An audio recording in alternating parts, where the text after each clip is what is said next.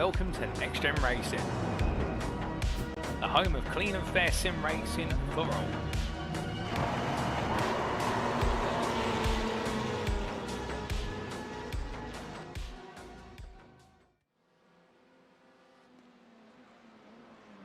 Hello, good evening and welcome ladies and gentlemen to another round of exciting and epic racing action in the one and only Premier Touring Car Racing Series watched around the globe. It is none other than NXTGEN Racing Touring Car Championship Season 10 and we are back once again for another brilliant round of racing. The NXTCC has made its way all the way to Japan and we have arrived at a familiar haunt of the Fuji International Speedway. Located in the foothills of the volcano from which it takes its name, this circuit being Toyota's test track and that of Lexus and the birth of the legendary F mark of Lexus, it is a circuit like no other for the test it presents. A 0.917 mile long start finish straight combined together with a grand total of 16 corners which see the average apex speed rapidly descend from fast flying open corners toward a very tight hairpin and also uphill bends. It is a circuit which will put our drivers through an absolutely tantalising test of both ability to be smart in the draft but also the ability to outbrake their opponents time and time again. And come the end of our races today, we may just see who is going to be the victor of what can be three incredible races and who may be taking some point into what will be the next part of the season. But where are my manners? Allow me to welcome you all to this live broadcast from Circuit Side as you tune in tonight on one of three media channels available to you. Firstly, we do have the two official NXTGEN Racing media channels, which do include, of course, our YouTube channel, and that's at youtube.com and search for NXTGEN Racing. And hello to you guys and girls tuning in via YouTube. Alternatively, we do have the broadcast available on Facebook, and that's at our Facebook group, facebook.com/groups/NXTGEN Racing. And hello to you guys and girls tuning in via Facebook. And lastly, as always, we do have the unofficial broadcast available, and that is at none other than what will be, I do believe, our Twitch channel at twitch.tv/Paul Walsh Productions. Well, either way, we've definitely got plenty of different channels for you to be able to tune in today, and you've got plenty to look forward to, no doubt about that. And as we get ready to go racing in the content booth, you have myself, my name is Paul Walsh, and I will be bringing you all your racing action over the course of this season. And it's great to be back in the content booth once again, and indeed bring you all the racing as it unfolds. We couldn't ask for a more exciting season ahead, and we're in this series, of course, proudly powered by Doble Motorcycles, and a huge thank you to them for their continued relationship with us and their continued sponsorship of the series. Well, we look forward to bringing you all the racing action as it takes place today. So speaking of which then, let's take a look at what is our calendar. Let's give you a recap of it and the story so far as we continue to roar away around the world. Because as we can see, last time out we opened up proceedings 2 weeks ago, and it was at the International layout of the old legacy circuit of Silverstone, and indeed we made our way all the way back in time to 2008, and there we got to see what was some absolutely fast and frantic racing. However, there was just one problem with regards to the racing at Silverstone, albeit technically not a problem as such, but more something that our drivers needed to deal with, and it was the absolutely abhorrent conditions. But in the end, they were able to find a way to survive those conditions, no doubt about it. And for those who are curious in the know with regards to who exactly was able to come away the strongest of them all, well, we'll come to the standings shortly to be able to give you that recap. But as we make our way into this round, the second of our 10 rounds, well, it's the 27th of January 2026, and indeed it is the end of the first month of an all-new calendar year. It's crazy to think 4 weeks have flown by just as quick as that, and we look forward to seeing what's going to come in February when we do make our way to a whole new venue in 2 weeks' time, and that'll be at the Portland International Raceway for round 3 of 10 on the 10th of February. But that's a new circuit line in wait. Let's come to the present and let's continue to talk about now. Well, in fact, let's dip our way back into the past then and talk about the standings after our opening round. We begin with the Pro Drivers' Championship, and what we can see here are new tables for the purposes of this season on our official results website now for all of our series, which we are gradually building. So today we're only going to be bringing you the top 10 of each of our classes coming into the round. We are going to expand it as the season goes on to make sure we also cover where's everybody up and down the field, because we don't want to discriminate, we don't want to exclude anybody, but we are trying these out right now, and we hope you like the look of our new standings compared to the old sheets, which were great. We want to make this as interactive and as easy as used as possible for our admin members. What we can see in the Pro class is that Luciano Witvoet leads the way with 50 points, and what a statement he made last time out. Indeed, many of you may remember his post-round interview where he said to me live on air that he is here this season no longer to be the bridesmaid, no longer to be a page boy, but instead to be the one who's going to lead the way and marry himself to a title this season and break the hold of our three existing drivers' champions overall of Mikey Doble, Wojciech Swirydowicz and Jamie Dory. He wants to be the fourth name enshrined on that virtual trophy, and Witvoet taking those 2 wins in the end will absolutely mean business, no doubt about it. But behind him by 5 points, Wojciech Swirydowicz, and Swirydowicz demonstrated as well the fact that he's not just here to make up the numbers of a highly consistent run of form. A third, a second and a fourth, and he really was second best to his teammate Witvoet, and they absolutely led the way. However, a point behind them, Isaac Doble sits in third, and the youngest member of the Doble Sim Racing family absolutely demonstrating what he can do, albeit he sits there on 38 points, and we have had to deduct 6 points there due to a miss input. If you're wondering why he has 6 points on the penalties, it's not because he actually has a penalty, but that's the power of this new stewarding system and this new admin system we have, is that we are able to adjust the points on the fly if required, albeit legally, of course. We're not taking away points unnecessarily. And Isaac Doble right now sitting in third there, knowing there's a bit more work to do. However, his third and his sixth, he was highly consistent, although he took some time to get going in the qualifying session and in race number 1 at Silverstone, but once he got used to the wet conditions, there was nothing quite slowing him down. Meanwhile, defending champion and with it 5-time champion Mikey Doble, it was a bit of a dismal day at Silverstone, didn't quite move forward the way he wanted to. He did get going in race number 2, but race number 3 really did not go his way whatsoever. He's on 27 points ahead of Adam Delmont by 3 points, and then outside that top 5, he returns to the grid for this season, and we're glad to see him here. Dan Mould, he's a further point adrift in 6th place ahead of Alex Meredith, and we have Joseph Doble, Joe Coffin, and Logan McKenzie, the debutant from the US of A. They complete your top 10 of the pro class, and we also need to say again the fact that Joe Coffin is a debutant, and he put on an absolutely brilliant set of performances as well on his debut. Not easy to do when you're racing the pro class, but he definitely showed what he can do. So then coming to the Pro-Am class meanwhile, and here we can see when we look to the Pro-Ams, well, one name definitely stood the test of everything at Silverstone. It was Ben Altrier with 2 wins and a 5th. And nobody could quite touch him in the first 2 races, even when we did absolutely load his car up with success ballast. Well, in the end, Altrier was the one who absolutely ran rampant. And in fact, let me correct myself, he was 4th in the final race of the day, not 5th. And what we got to see from Altrier there was a brilliant drive through the field, despite the success ballast. And indeed, what was our heavily inverted grid, and our first inverted grid for the season, was a top 17. And Altrier rose to the challenge with that, albeit Alan McCain was the beneficiary, being right at the front of the field. And we'll see him a little bit further down this order. Craig Twardock as well, on his debut, 45 points to his name, 12 adrift from the leader. But Twardock definitely shown what he can do for the Sim Racing Collective ahead of Stuart Winnis, the Track Scotland driver, back once again and with a plan, and he made it to 3rd. Sam Exton sits in 4th, a newcomer, and well, he was looking razor sharp and fast, no doubt about it, and we're going to keep an eye on Exton today because he's definitely looking to be one of the quicker drivers out there. And of Alan McCain, who completes the top 5, and Alan McCain, of course, bringing on home what was a solid set of results, particularly in race number 3. And what we got to see in that 3rd and final race of the day was that it was a bit of an uphill battle, but in the end, well, Exeter may have taken the overall win and the Pro-Am win with it, but it was Alan McCain not too far behind. But then we come on to Benjamin Gregory, who sits in 6th on 30 points behind Alan McCain based on result countback, and then Matthew Shepperton sits in 7th ahead of Matthew Jordan, with Lewis Delman and Sam Smith completing the Pro-Am top 10. And after what is the consideration of those 2 classes, what about the AMs? And your answer is, it is Michael Clough, who currently leads the way on 53 points, and indeed he had an absolutely brilliant day at the office, until it went slightly wrong in the final race today, of course, where a huge incident in the end collected him, and in the end saw him relegated down the order. And, well, understandably, if it were not for that incident between him and George Stone, it could have been an opportunity to take a win in race number 3, given the fact he did pick up the win in race number 2, and he came home second in race number 1 to Lewis Mason. But Chloe right now knowing that perfection is something that comes over time, and indeed the first thing you got to do is get it right, and after that you can start to perfect it. Marcel Fritsch, one of our regular AM drivers, and indeed one of the defending AM champions from previous seasons. He's on 42 points, 2 ahead of Mark Hughes. And when we got to see the Middlesex Civic Cup racing drive have a really good start to his season. Indeed, it seems though Hughes right now, after 2 very difficult seasons of racing the NXTCC, he's finally finding his fit. Joseph Kenneth Wright there sits in 4th place. Our broadcaster for Legends, of course, on the grid. He had an absolute blast out there, enjoying a podium in his debut race, ahead of George Stone, who completes the top 5. And from the debutant of Stone there, it was then Nigel Stock, who sits in 6th, ahead of Lewis Mason, your winner from race number 1 in the Silverstone races, ahead of Stephen Fry. He was also one of the exceptional names out there, even if the points do not align with the fact he had a lot of pace, particularly with that incredible pole lap in qualifying for the AMs. And then we see Mark Sykes and Sammy Ariba completing the AM top 10. We can't quite bring you the teams at the moment, they're still being worked on, but we will bring you those in future rounds, ladies and gentlemen. And without further ado, well, let's come from the past to the present and talk about our host circuit for today.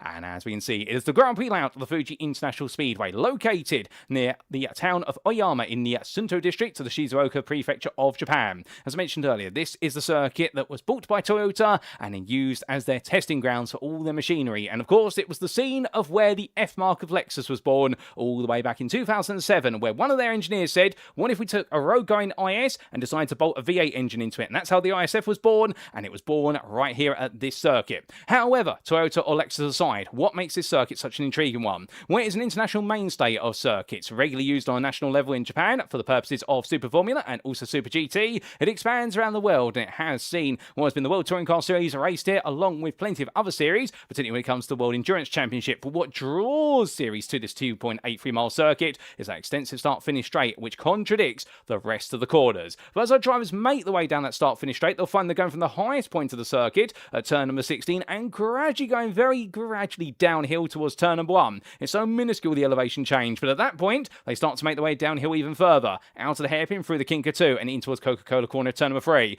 Through the left-handers, off camber beyond the apex, you've got to be careful about running wide. They'll then come down into 100R, turns 4 and 5, before making their way slightly back uphill into the old hairpin at turn number 6. There it's a wide open corner. We can expect plenty of 2-wide battling through there, before they then make their way through the kinks of 7, 8 and 9 at 300R to brake hard into Dunlop hairpin at turn number 10.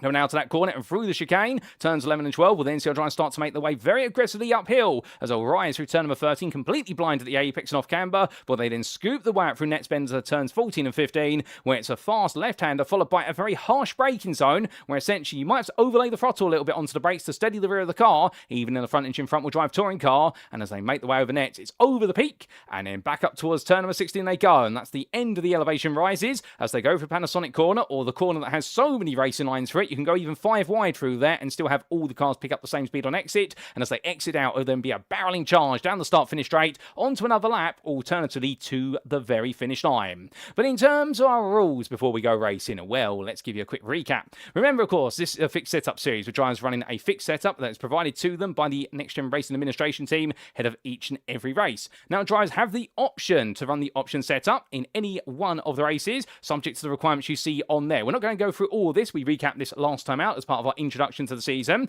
but given the fact we are expecting dry conditions here in Japan today, as long as our drivers do not fall foul of the conditions on the left-hand side, they will be allowed to run the option setup, but they only get to run it once over the course of the races. So they can only run it in race 1, race 2, or race number 3. They can't run it multiple times, and therefore we're going to see what will be the first insight as to what the option setup does. We expect it to give approximately a couple attempts more pace a lap in its prime compared to our drivers, and it really is going to be mimicking what will be the option tyre from the BTCC. Other rules to consider as well.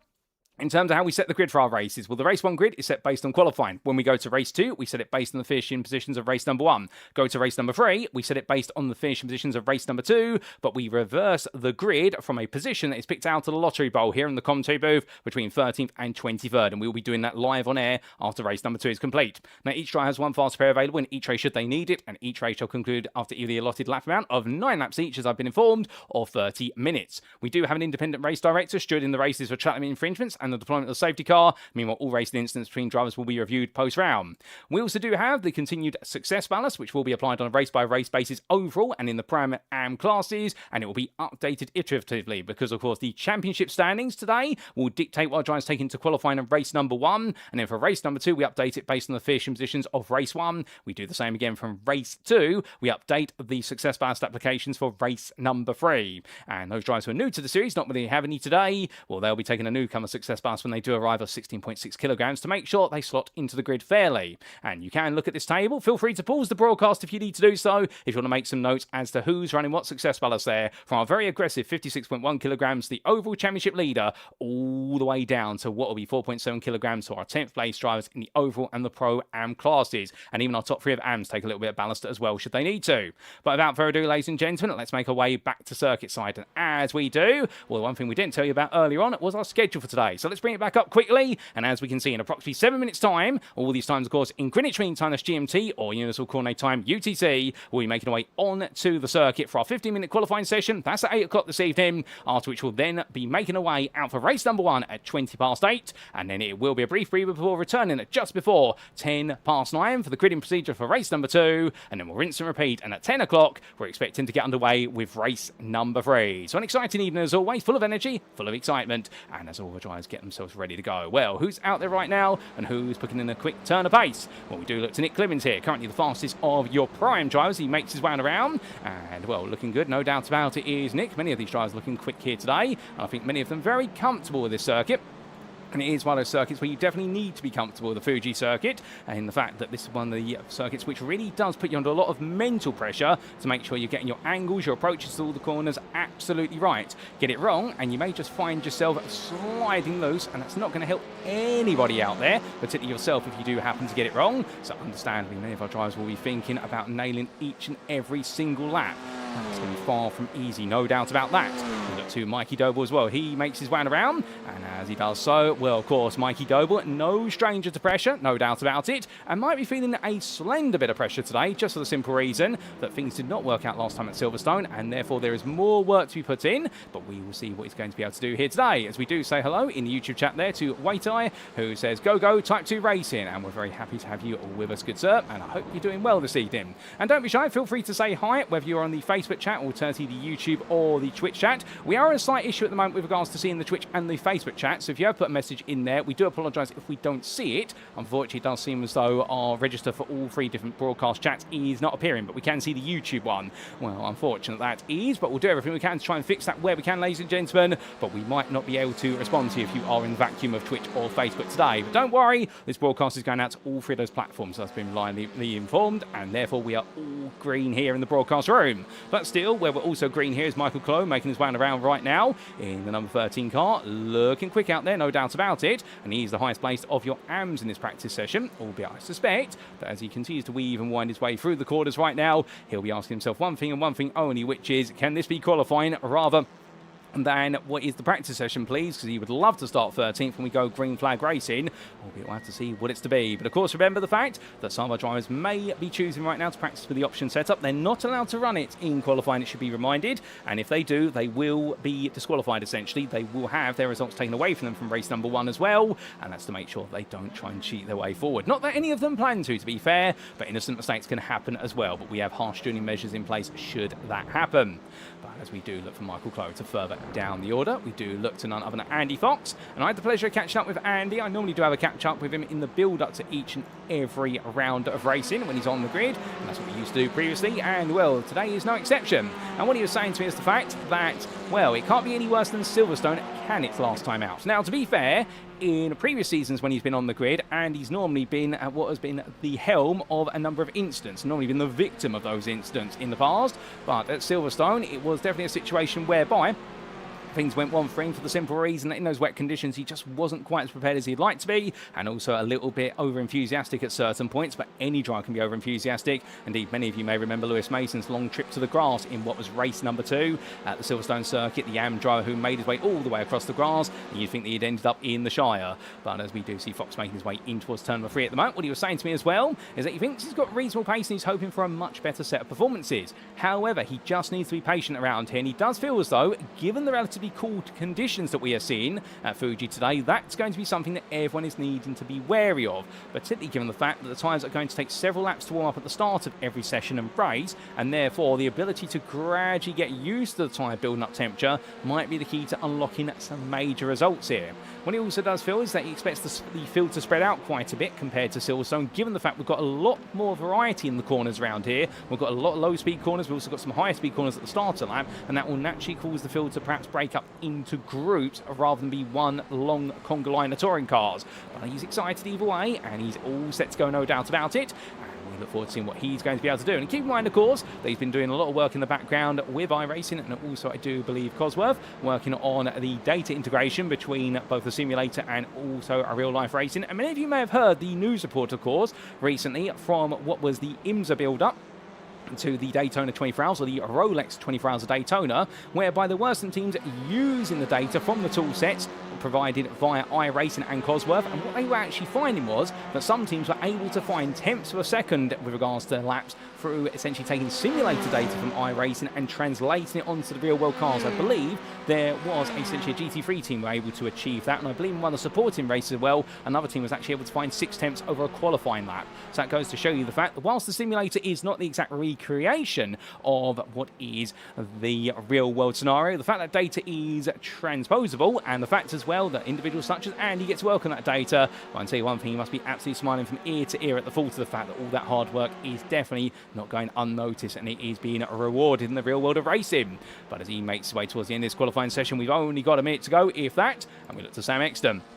as Exton there makes his way onwards in the Big Lips racing machine as he heads on through here. And I must say a huge shout out to all of you who gave the feedback in the YouTube chat last time out for the broadcast with regards to the livery tools we're using to load deliveries. We have actually changed our tool to what was recommended, and it has worked out massively here, so thank you all for that. Indeed, we're always looking to improve these broadcasts where we can, and therefore it has helped massively. We've not had any errors so far with regards to deliveries, and long may that continue after all of our Hondas decided to look very white at what Silverstone initially, but we got around that in the end, and we also managed to get back some of the deliveries that decided to hide away, which always used to happen. Not saying it's not impossible to happen, but it does happen every so often. But looking to Carl Thompson meanwhile, and we'll the 774 driver here for GBRC. He's all ready to go, and indeed everyone's ready to go, ladies and gentlemen, because you know what time it is. It's time for us to head into qualifying. 15 minutes. Who's going to put it on pole?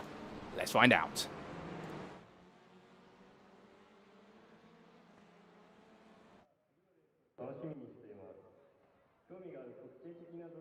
And so as we transition across our sessions, we do say a quick hello there to Phil McDougall, who says it's absolutely crazy the fact that we've got less than a second from first to 30th. And indeed, that's what this Fuji circuit absolutely delivers. And we also do say hello there to the time consumer, who says good evening, and good evening to you, good sir, and I hope you're doing well. But here we go then, ladies and gentlemen, 15 minutes. Everyone's going to be bolting away out of the stables or the pit lane as quickly as they can. Well, there's going to be pit limiters on, of course. Otherwise, there's going to be a black flag and a very quick disqualification from the qualifying session. They don't want that. And as Joe Doble makes his way out, and indeed the long queue of touring cars all ferry their way out the pit lane. Well, here's Ben Bennyworth, meanwhile, the Quatermass Motorsport driver in the number 96, and making his way up towards turn number 3 right now. Well, the Andy Cheller team will be absolutely ecstatic to be here, no doubt about it, and that Audi looking good. But what can we exactly expect in qualifying? Who can we expect to be on pole? What car can we expect to do well? It's a bit of an interesting mix-up, to be fair. Now, some would say that you expect the Audi to do well, given the fact we've got the very long start-finish straight. Now, with the fixed setups that we have on these cars, all the cars are rated for the same maximum top speed. There's no difference between what top speed they can achieve. It's how they get there that's the difference. The Audi is the quickest getting there. The Elantra is the second fastest, only by a minor margin versus the Audi. And then the Veloster is third, sizably ahead of the Honda, which is a long way back. The Honda having a very tall set of gear ratios in full 5th and 6th gear. However, the flip side of the coin is the Audi has it all in the straights and the acceleration zones, but where it struggles is in these lower speed sections a lap, of which the final third a lap is much lower in its average apex speed compared to the other two. The idea being the Audi having such a very tight set of ratios, you do normally have to hold a higher gear, but what you also have to do in this car essentially is then get ready for that. You might be bouncing off the rev limiter where other drivers can just carry that bit more speed. Also, this car is quite sensitive to curbs compared to some of its rivals, and we have seen the Audi drivers be shaken and stirred over those curbs in the past. So therefore, Bennyworth, indeed all of our Audi drivers will be wary of that, and they'll be hoping they can get the better runs down the long start from the straight. At the other end of the spectrum, of course, you do have your Honda Civic Type R's, the FK model here, making its way around, soon to be replaced in the real world on a full-time basis by the FL5 Civic Type R, which of course made its debut back in 2022 on our roads, and we've been seeing the TCR version arrive on the scene as of 2024. 2025 it's really exploded, and in 2026 you'll be seeing it in TCR UK, with Jazz Motorsport introducing 2 at least to the grid of the TCR UK grid for this season, I do believe. And indeed a shout out there to the British variant of the TCR series that runs around the world, and which is the basis for these cars that you do see on iRacing. Now, the Honda Civic, of course, what it lacks on the straights, it makes up for massively in the corners. It's got the best brakes of them all. It can brake the latest of them, and it is a very mobile and versatile car. And in the middle, you do have the Hyundai Veloster, of which we do see none other than Andy Fox making his way down in the Veloster, the jack of all trades machine, master of none, whereby it really is a nice compromise between all the other cars. But its sister machine, the Hyundai Elantra, well, it does have a much wider wheelbase by comparison, and with that, the Elantra also does have one of its key strengths, which is it's incredibly quick over a single lap, of which we try to find one of our Elantras. And well, there is one of them in the form of Beneltria. It's a very quick car over a single lap, but it does have a habit of eating away at its front tyres. But we are expecting this circuit to be a bit colder today, and therefore that may just help it out. As you do see there on the right-hand side of your screen, the tyre temperatures, well, they're going to be contesting with a track temperature of 28 degrees centigrade and an ambient of 19 degrees centigrade. So that's going to feel quite comfortable for our drivers to deal with. And understandably here, I think right now Hyundai drivers, particularly those Elantras, will be feeling as though they can go full attack, albeit not to the point when they completely burn the tyre out, but to the point where they'll be feeling quite happy with it as they go through. But as all drivers make the way towards the end of their first flying laps, well, they're all on the dry tyre here, and I don't think we need to show that in the time tower anymore. Just a simple reason we're not expecting any rain here today whatsoever. Of course, we base this on a real-life forecast for the day of the racing. And as all drivers make the way onwards, well, we do say hello there to Joseph Wright TV, who says, I hate this track so much. And, well, this circuit can be a little bit of a Marmite circuit for those who don't particularly enjoy what is that whole quarter variety out there, which Wright, being one of our AM drivers, well, he's definitely given his opinion in there. And hello to you, good sir. And obviously we do say hello there to Jetta Eli, who says, all that Nissan Primera livery looking so good on the GBRC machines. I'm so proud of myself, and it does indeed. And if you are the author behind it, Jetta, I can tell you one thing right now. I'm not allowed to have favourites out there, but if I was allowed to have favourites, it would definitely be in my top 10 of the NXTCC liveries of all time. Albeit, that could definitely be what is one of those lists that ends up on a tier list somewhere on a tiermaker.com website. But as these laps coming in and we say hello to Handsome Stew, who's looking good as always, and I hope you're doing well, good sir. Well, we do see all these times coming in. Andrew Pike goes up to third place there. Sam Smith pierces the sky with regards to the prams, moving up to fourth. Meanwhile, in the AM class, Michael Clove strikes first blood here with 7th in the qualifying session. But they've still got plenty more laps to go and plenty of fuel to burn out these cars. And that's one of the things with these fixed setups, of course, the fact they are not allowed to touch the fuel load whatsoever. They start with a fuel load which they have to run at the start of the qualifying session. And what that does mean is it makes this qualifying session just as much about being out on track, burning the fuel out the car, and then potentially coming into the pits midway through the session, spotting a fresh set of tyres, and then attacking the lap right at the end with the lightest possible car you can, and with the freshest tyres you can, and that's where the best lap times come from. But of course, now that we do have success ballast in full swing for this season, we didn't in our first qualifying session of the season, understandably, because of the fact there were no championship stands to work with. Race number 1 in the opening qualifying session are always arguably the who's who in the equal race round, and in the end, well, we've got to see Luciano Witvoet absolutely lead the way in that one, but will he be able to lead the way today? Well, the answer to that is going to be not at the moment. He's yet to get a time on the board, but as he does make his way on down then, the Project 26 for Alpha Touring Challenge car. And that being a shout out there, of course, to what is our compatriots across the pond in the US of A. And well, as they make the way on down, and in fact, there you can see Logan McKenzie's car, second from the foreground of the camera, in the fact that it's come fresh from the grid of the Alpha Touring Challenge on what was on Monday evening. All these drivers right now heading down towards turn number 1. And as they do, well, Whitford gets a lap on the board. That puts him into 6th place. McKenzie goes up to 4th. Marcel Fritsch now gets a very quick time there, very respectable time, up into 8th place there for the WS Racing Esports team. So it's definitely looking nice and quick here. They all are as they head on around. Fritsch making his way onwards, and understandably at this point, I think all these drivers absolutely itching to see what's next for them. As we do look to Jamie Dory coming down towards that braking zone, and as he comes onto the brakes, well, he jumps up to 4th place there. And I had the chance to catch up with Jamie in the build-up to today, and when he's not busy running the NXTCC, he really is truly our Alan Gow of this series. Alan Gow being, of course, the head of the operation at the British Touring Car Championship. When he's not being our equivalent of Alan Gow, he is very eager to get behind the wheel and get out onto circuit. And right now, I can tell you one thing, is there's nothing else out there that is an absolute stress reliever for him. It is being out there behind the car. I'm not saying that running the NXTCC causes him that much stress. I can tell you one thing right now, he absolutely loves this, and that's why the NXTCC was born in the first place. But as he winds his way on through, well, meanwhile, we do look to none other than George Stone. And Stone here coming on around. He's currently the second fastest of the AM drivers. He's looking quite quick out there as Michael Lees goes to the top of the pile. Lees, wow, that's incredible. And that's without a toe for Michael Lees. A 50.088, the JW Motorsport driver.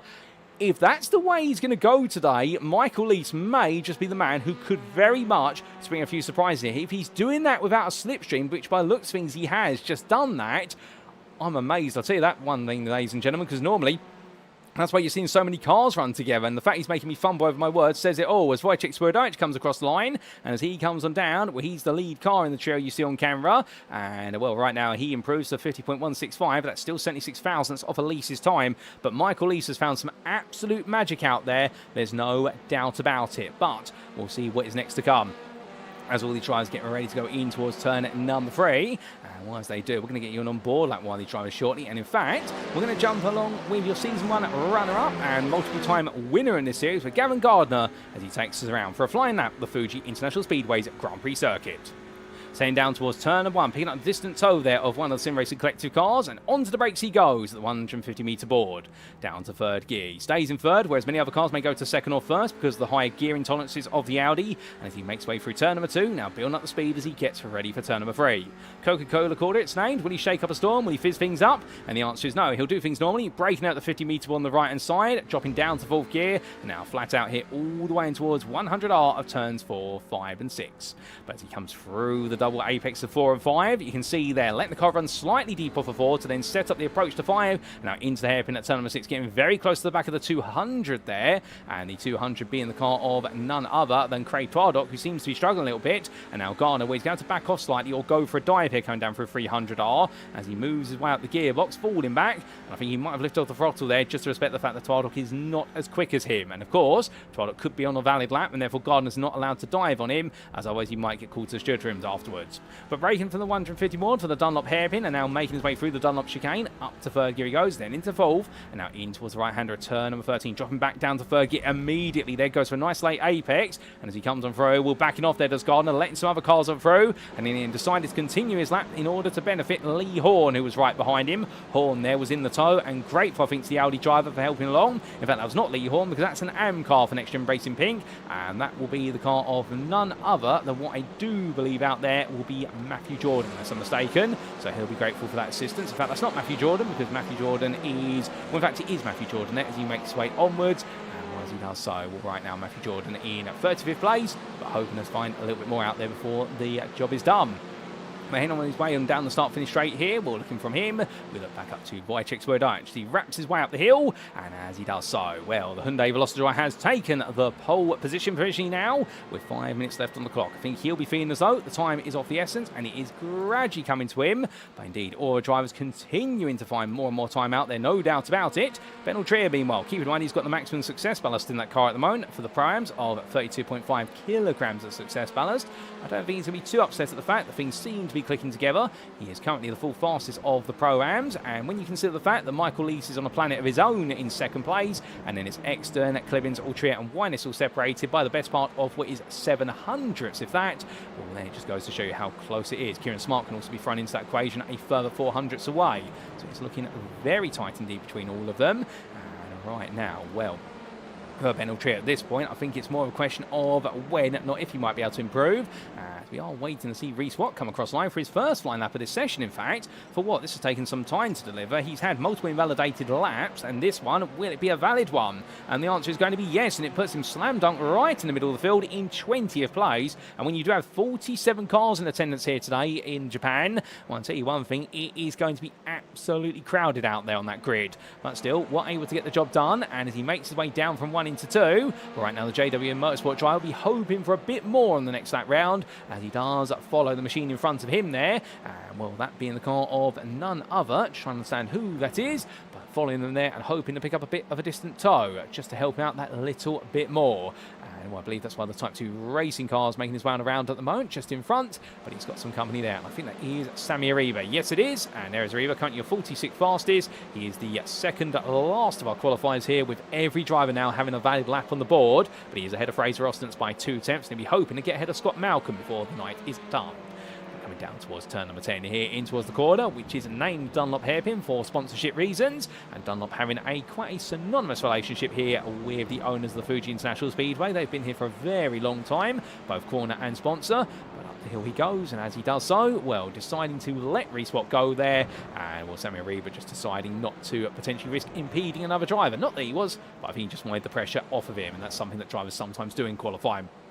But looking back to your pole man, well, right now he's only got a bit of crowded road around him, as Logan McKinsey's just in front, flashes headlights there, and that's a message being sent to none other than one of the Iris Esports cars, but not this one, because this is Nick Clibbins right now, currently the 3rd fastest of your prime drivers, still looking good out there in the number 13, but can he find a bit more to get ahead of Sam Exton? Exton is only what is 300ths of that faster by comparison. It is very tight between those drivers. Indeed, you could cut the tension with a knife here, that's how close it is. And well, looking from him to Lewis Mason, meanwhile. Well, Mason, well, he is the 2nd fastest of your AMs at the moment. Marcel Fritsch is the fastest by a considerable margin, although a 10th is not that big a margin. But when you consider that right now, from 1st all the way down to 35th is a 2nd, this is the very closest that qualifying can be in the NXTCC. Now, I was about to say this is the closest it's ever been, but I'm sure somebody's going to come out there and tell me I'm wrong on that one, because many of you may remember the fact that I do believe back in what was Season 6, our top 40 in one of our rounds, I think it was at Silverstone National, if I remember correctly, I think our top 40 was separated by less than a second. So we've almost gone for the closest qualifying order. Fuji always delivers this, of course, because it is one of those circuits which is very good to touring cars, and the fact that it really brings out the very best in front engine front wheel drive, and we're seeing it right here. But of course, find a couple of attempts and you'll leap your way out the order, and Gavin Garner does exactly that, leaping up from just outside the top 20 to a 50.441. That puts him into 13th place. But with a minute left on the clock, drivers now looking to find their final bits of time out there. Phil McDougall jumps up the order, and the CXR Project Black car that stands out proudly in the all-green machine there as he makes his way down. Phil McDougall, of course, being one of our veterans on the grid. He's been on the grid since Season 1, if my memory serves me correctly. He's been here for what is now 10 seasons. A massive fan, of course, of the series, and also massive supporter of Mikey Doble Racing. And as he makes his way onwards, well, the 105 driver here right now definitely moving up as quickly as he can, albeit Ben Bennyworth is the next target, who is practically the entirety of a 10th away from him. From him, we then look to what is some of the drivers further down the order, including Adam Wilson-Weir for Type 2 Racing. Good to see him out here right now. And, well, the number 4 driver makes his way down into the hairpin, but brakes a little bit too late. That's going to be a trip to the escape road there, and he's not going to have enough time now to be able to get out there for one more lap. So Adam Wilson-Weir has consigned himself to what will be 32nd at best here, but surely he'll be able to do a bit more over the racing today. But it's not the most positive start. He'll be the 13th of our Pro-Am drivers, subject to anybody else improving. Andy Fox out there as well. He's still trying to find a bit more time in the NXTGEN Racing Black Machine, and the number 21 driver right now 17th for the Pro-Ams. But we have a very packed Pro-Am class, to be fair. We have a very packed Am class and a lesser packed Pro class, but that's how all the classes shape up, and they could be subject to some adjustments as this season goes on, particularly by the end of our next round at Portland in 2 weeks' time. As the driver runs wide there, that was one of the GBRC machines that went very deep in towards turn number 15 at net, so deciding to come back on the road, and everyone trying to step aside now and not impede or block.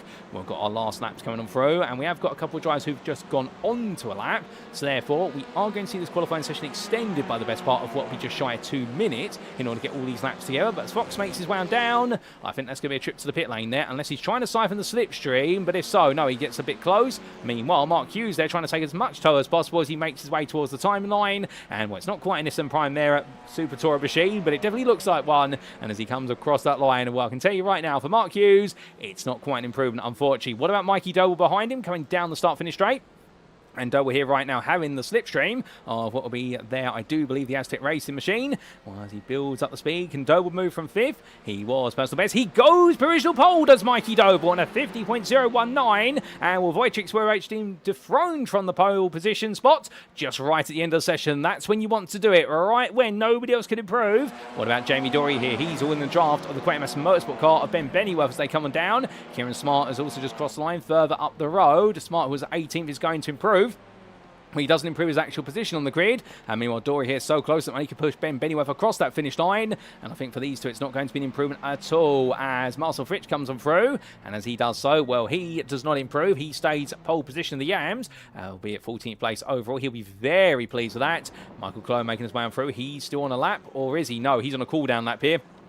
And with that, ladies and gentlemen, qualifying is complete. And Mikey Doble takes his first pole position of the season in qualifying, ahead of Wojciech Swirydowicz, but just shy of 400s. Michael Lees, meanwhile, he will line up 3rd, and he will be your pole sitter in the Pro-Ams there by a huge margin to Sam Exton, albeit the margin was only 3.5 tenths in the end. But to be fair to Lees, when he does put 10 cars between himself and Exton, he'll be absolutely pleased as punch for that. And then we will see in 14th place, not too far further back, Marcel Fritsch will be your AM pole sitter ahead of Lewis Mason, who is 20th, and George Stone will be just behind him on the 11th row of the grid.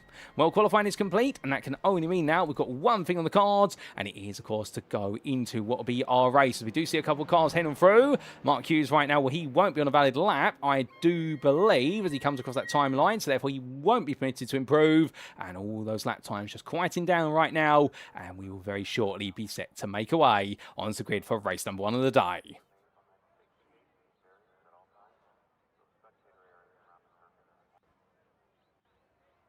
And so it is onto the grid they go for race number 1 of round 2 of the NXTCC Season 10, powered by Doble Motorcycles, and this is how they'll line up. Mikey Doble takes pole position in the foothills of Mount Fuji for Doble Sim Racing ahead of Project 26 with Alpha Touring Challenges, Wojciech Swirydowicz. Then on row number 2, it's your prime pole sitter of Michael Lees for JW Motorsports ahead of Logan McKenzie, with the Project 26 with Alpha Touring Challenge driver there just missing out by only 5 thousandths. Andrew Pike starts 5th for the Sim Racing Collective Esports ahead of Dan Mould, and then we'll see behind the NXTGEN Green driver NXTGEN Pink's Jamie Dory and Doble Sim Racing's Joe Doble.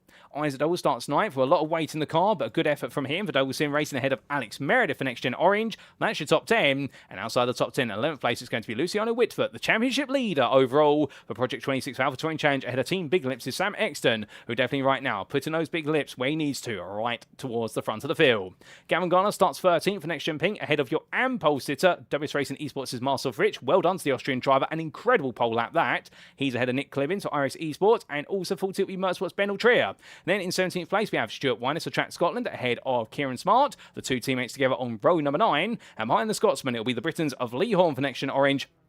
And your second place AM starter, Lewis Mason for Full Tilt Motorsport. New team, of course, for this season. It's already paid off at Silverstone. Can it pay off even more today? We will see. Because right behind him, starting third to the AM's 21st overall, it's George Stone for Type 2 Racing ahead of Reese Watt for JW Motorsports. And then we have Ben Bennyworth for Quatermass Motorsport and CXR Project Black's Phil McDougall on that 12th row. Row 13, it's going to be Joe Coffin for Team Big Lips and Sam Smith for iRace Esports. And then we have Matt Sheraton for Aztec Racing and iRace Esports' Alan McCain just behind on row 14. And your top 30 is completed by Michael Clough for NXTGEN Orange and Stephen Fry for iRace Esports. Outside that top 30, we then have, starting in 31st place, it's going to be none other than what is Adrian Fritsch, fellow family member there to Marcel Fritsch for WS Racing Esports, head of Adam Wilson Weir for Type 2 Racing, with then Nigel Stock starting 33rd for iRace Esports ahead of NXTGEN Pink. We'll then have Andy Aldhouse and Carl Thompson, the two GBRC drivers, on row number 18 ahead of Josh Downing for Type 2 Racing, and he'll be in the company of Andy Fox for NXTGEN Orange, and then we'll complete the top 40 with Benjamin Gregory and Mark Hughes for Full Tilt Motorsport and GBRC. Outside that top 40, coming towards the end of this starting order, we're almost there. It's Roy Plummer who starts 41st for NXTGEN Blue ahead of Craig Twardock for the Sim Racing Collective Esports, with Sammy Arriba starting 43rd for Type 2 Racing ahead of Sean Dobie for ATEC Racing, who struggled in the qualifying session. Joe Wright starts in 45th for NXTGEN Blue ahead of Lewin Motorsports' Scott Malcolm, and 47th of your 47 starters, it'll be Fraser Ostens for NXTGEN Blue, and that is how they all line up here for our first race of the day in round number 2. Well, ladies and gentlemen, it was a quick trip down the pit lane, no doubt about it, with regards to all drivers to get themselves out on the grid. They're all absolutely itching and are ready to go. 9 laps here for each of our races today. It doesn't sound like many compared to the 14 we had at Silverstone, but I promise you one thing, these laps will be plentiful. Look at that long line of cars there, an absolutely incredible grid. It's so great to see so many TCR machines all ready to go. The NXTCC is absolutely full of life, as it always has been and always will be. And as all drivers get themselves set and ready to rock, well, here come the lights. The engines roar, the revs rise, and it's going to be fire red lights.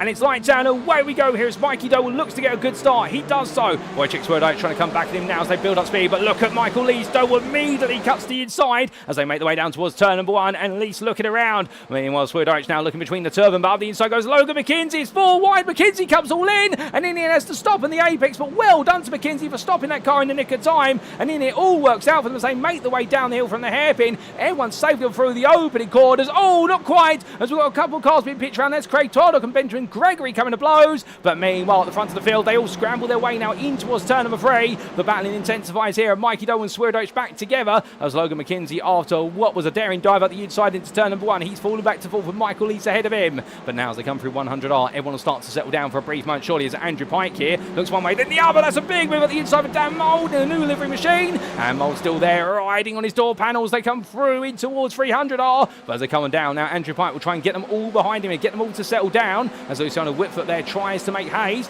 albeit his nose being slightly squished there going in towards turn number 9, just being cut off at the nose, but he's going to make it 3 wide now as he looks up the inside into the Dunlop hairpin. Does he get it stopped in time? The answer is yes. Battling with Mould, they're still 2 wide, and Jamie Dory and Gavin Garner right in the figure, 2 teammates here. They're trying to make sure they don't chip over each other's toes. We had a bit of an instant further back. Mark Hughes has been collected, but I think he's all way okay, and roaring the one through. Well, right now coming up the rise towards what he turns 13, 14 and 15. Well, things will continue to intensify as Mould right now trying to really put the cork in the bottle. Further back, Sam Exton here, second of your Pro-Ams, with Michael Lee so far up the road. Oh, goodness me, that's Lee Horn going very sideways there. I think there's been some contact to Horn's car, and Horn being elbowed down the order, as right now it's going to be a big scramble here. Car going round, and we're almost losing it there. That was the number 27 of Sam Smith cutting loose, but in the end he's been able to get it back under control. But my goodness, those cold tyres right now, it's absolutely hot out on that tarmac, and they're going to be warming up very quickly. But on towards lap number 2 they go. Mikey Doble right now defending the inside, but here comes Swirydowicz looking around the outside down towards turn number 1. Swirydowicz has got the overspeed here, but can he beat the Honda on the brakes?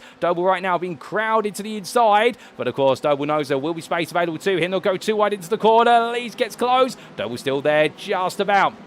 And further back, we've got plenty of cars coming in hot. Oh, goodness me, that's sideways there for Joe Doble. I think he's coming a bit too hot there and collected the apex curb on his adventures. And well, as he comes back together, well, fighting outside the top 10 just as much as there is inside the top 10 everywhere you look. And in terms of the lead battle in the AM class, well, Marcel Fritsch, after a good start, he's fallen behind George Stone here, who sweeps around the outside for Type 2 Racing. Hold up, someone's got it very wrong. I think that's Gavin Garner who's been thrown off the road. We've lost Gavin Garner in that running order. I think he'd gone wide at Coca-Cola Corner. Something tells me he might have been pushed off the road, but we'll get a replay of that when we can, as Aura drives make the way back towards the hairpin here, and as they do this time, well, it's still an absolute scattergram of cars here. 2, 3 wide, car into the barrier in the rear of the picture. That's Andy Aldhouse being sent out towards the barrier. He comes back on there, but the GBRC machine right now, I think, will be making its way to the pit lane very shortly, unless he thinks he can carry on. But it's definitely been elbowed and knocked about there as Joshua Downey makes his way on past. But meanwhile, going back to what is the battle for second place here in the AM class. Well, this is Marcel Fritsch right now. He is dropping down the order very rapidly. I wonder if there's some damage to the car that we don't know about. The WS Racing Esports driver seems to be struggling here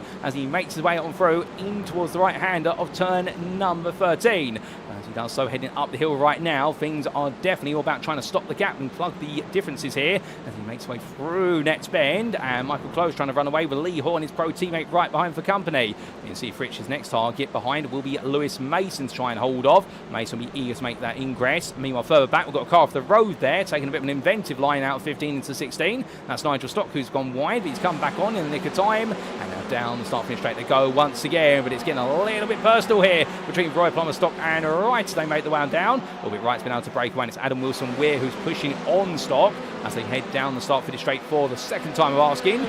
Right now, well, Fraser Roston's also at the back of this group here, thinking how does he get involved in a pack of AMs and Primes here that are all intermingling very quickly, and they've got to keep in mind who they're battling with. But coming down to that braking zone, well, in the end it is going to be Adam Wilson-Weir up the inside of both Plummer and Stock there, goes to the 2 for 1, and he is going to get it done just about, as we've got a car parked up on the grass there, and that is the car of none other, it's a Honda, trying to see which one it is, and I believe that is going to be none other than, what is the car on the grass there of, well, I don't think that's Scott Malcolm, he's in a different car entirely, but we will try and get an update on that because I can't quite tell which of the Hondas it was right now, but it definitely was one of the Cross the Water Sport cars, I can tell you that, and so it's gone very wrong for it. Meanwhile, all the fighting further down the order. Let's come back to the fighting towards the very front of the order. Mikey Doble, Swirydowicz and Lees together with McKinsey and Pike. And then we do have Witvoet a further 8 temps back. He does have Mould, Dory, Meredith and Doble completing that top 10. And that being Isaac Doble here, just ahead of Sam Exton, who right now trying to hold on to that second place in Pro-Am with a long line of cars, all getting much closer, corner after corner, lap after lap. Clemens, Winus and Altria really making some progress. As we do say hello to Alaria 2007 there in the YouTube chat. All coming up the hill this time. Well, what's going to happen? Ben Bennyworth here, battling with Kieran Smart. This is the 6th place in the Prime class and what is 17th overall. And keep in mind, of course, that our drivers will need to be wary, not for race number 2, but definitely for race number 3, where they finish the preceding race, because of where they'll want to be starting in that final race of the day. So making some early progress in race number 1, it can help get you right into the mix of that starting order for the final race of the day, and with an opportunity to be right towards the front of the field with a top, what is to the unknown grid until we do the lottery draw. So that's where you'll see some drivers really get aggressive in race number 1, wanting to make the places early, so that way they give themselves the best possible chances later on in the day. But Bennyworth versus Smart here. It's going to be Bennyworth on the left, Smart on the right. But before they get to the braking zone, we've got 3 wide here coming down in towards turn number 1. That's Clemens ahead of Exton now, with Winus holding on behind. And further back here, we do see Horn and Clough going together. And well, Bennyworth did manage to hold off Smart in. There you can see him in the foreground of the picture. And so Kieran Smart not quite able to make that progress he'd like to, but he continues to push. As we do have a yellow flag for Stuart Wyniss and a meatball flag for Ben Trier for damage on the car. So Trier right now, he's picked up some sort of damage, which is going to render that car inappropriate to race until he comes into the pits and uses the fast repair. But definitely that is not what he's going to want to hear. And I think he's going to be absolutely fuming at this because he's looking very competitive. And meanwhile, there's contact there between Stone and Joe Doble. And in the end, George Stone, your leader of the YAM class, holds his ground. And well, Doble's going to be relegated down the order as now it'll be Bennyworth and Smart trying to look one way and the other, and they'll both go around the outside of him there, down towards the Dunlop hairpin, but Joe Doble will definitely come off the worst for that. And I suspect right now he'll be thinking how quickly he can get on back, but to the lead as we come, because this is too wide in towards turn number 13. Swirydowicz at the inside of Doble, but Mikey Doble right now coming back to the inside out towards Nets Ben. They're literally going to be door to door as they come all the way towards the end of this lap, and the whole field behind them clusters back together, but looking on board here from the rear of your race leader, and Swirydowicz sweeps to the inside. It goes as late as he can. Keep in mind, Panasonic corner, there are so many different ways to cut that corner, from a very tight entry line all the way through to a very wide one, but down the straight they go, and Swirydowicz now in the tow. They'll all be building up speed, as meanwhile, Witvoet, your man who is the sixth for the runners here down that start-finish straight, well, he'll be building up that speed little by little, but the weight in the car will definitely set him back, and that's going to hold him up just that little bit here. That's what the success balance does gradually. Just make sure that he doesn't have the speed he would normally have. As we go from the onboard to the outboard again, 2 by 2 they come on down. Doble holding himself so tight to the inside on the pit lane exit to make sure he's got the inside line of the brake, and it's the only way he can keep Swirydowicz behind him. And meanwhile, Michael Lees on the outside line, he's going down the places now as he moves out into McKinsey and Pike. Not that he'll be too upset about that, because he is still the prime leader either way, but he'd love some more overall points as well. But coming in towards turn number 3, well, right now all the pro drivers here are definitely getting very pointsy, and therefore they'll be feeding one thing and one thing only, which is get the prime out of the way and go battling where you can. As Dan Mulder rides on the back of this as well. Jamie Dory there, all heading up the hill right now. These drivers absolutely giving it. They're always Andrew Pike up the inside here, and with the Sim Racing Collective driver, he's not wasting any time. He looks at the move on McKinsey, and coming on through. Well, these two drivers, of course, they had a great rivalry at Silverstone. They have known each other for several years, although Logan McKinsey was saying to us in the post-round interview at Silverstone the fact he's never raced against Pike in a league setting. It's only been the officials. Well, he's getting to do that again today, and it shows you just how much respect the two have for each other. As Luciano Witvoet tries to go round the outside of everybody here to the inside of turn number 11. That's bold, that's brave, that's smart. He makes it work, and he picks off Andrew Pike, and right now be very happy with that. And Mikey Doble now knows he has got the full brunt of the Alpha Touring Challenge with Project 26 team behind him. He's got all three of their drivers all gunning for the position. Can he hold on here? And well, we'll have to ask him potentially later today, what is more pressure, holding off Ash Sutton for your maiden win in the BTCC, or holding off right now 3 drivers who are very eager to take a team's championship and all add another crown to their pocket? Well, I suspect it will be the Ash Sutton on that question, but at the same time, you never know. But right now, he won't be thinking about that. He'll be thinking about, how do I keep this man behind me? And the answer is going to be, he's going to keep doing what he's been doing previously. But of course, how many times will he do it before his rivals think of something different? Well, as he comes down that start-finish straight this time, you can see hanging it to the wall as much as he can, making sure there's no more racing room. Swirydowicz gradually making his way on through, and as they head in towards turn number 1, looking around the outside, Swirydowicz this time, well, what can he do differently? And the answer is not much, but Mikey Doble immediately pins him there to the outside and says, right, I know what you're trying to do. You're trying to go for the switchback. I'll just put my door to your door and we won't change. But as they head up towards Coca-Cola Corner, we can't just be fixed on them for the entire race, although we'd love to, because there's more fighting going on down here as Marcel Fritsch takes second place back in the AM class, and well, Michael Clone not too happy about that. Fritsch running on his door panel. Joe Coffin and Lewis Mason now trying to come through. Mason trying to push his way along behind Coffin in order to be able to make the move around the outside of Coca-Cola in the corner, but that's not going to quite work here. Oh, Coffin goes sliding loose. He collects Clo. Clo goes spinning off the road with him, and in the end, well, I'm not sure if there was contact to upset the car of what was Joe Coffin, but I'll tell you one thing, the rear of the car came loose very quickly, and suddenly Michael Clo was just in the wrong place at the right time to be collected with him. A frustrating one at that, but more still to come as we come to Joseph Wright and Nigel Stock. Stock up the inside here, the battle of the Elantras, the Crest Autosport machine on the inside. On the outside, meanwhile, it's the NXTGEN orange car as they come out of the corner. And well, both of these drivers, of course, familiar with each other, as we do see Stock there trying to make the progress. Coming on down in the number 98. But can he get the move done around the outside? And the answer is going to be no, he cannot, as they go onto the brakes. And Wright holds his ground right now, sticking firm. Further back, Craig Tardock, it goes in like a ballistic missile into the breakers over the Dunlop chicane. And well, as he does so, well, in the end, he doesn't quite make the hairpin right, but he's still running door to door there with Joshua Downing, who does get on through. And Matthew Sheridan up the inside here in the Aztec Racing driver. Well, it may have started off poorly, but right now he's trying to make amends here. And well, on lap number 6, he's picked up another place, now into 15th in the class, and now on the verge of picking up some precious class points. points as he comes up through Nets Bend, but Crotard will come back at him as quickly as he can as they make the way in towards the final bend of this lap, and immediately inside goes Twardog. Shepperson having to chuck the steering wheel back open to the left, but from then we come back to the front of the field, and this time into turn 1. Swirydowicz getting a little bit further ahead, but Doble runs him out wide again.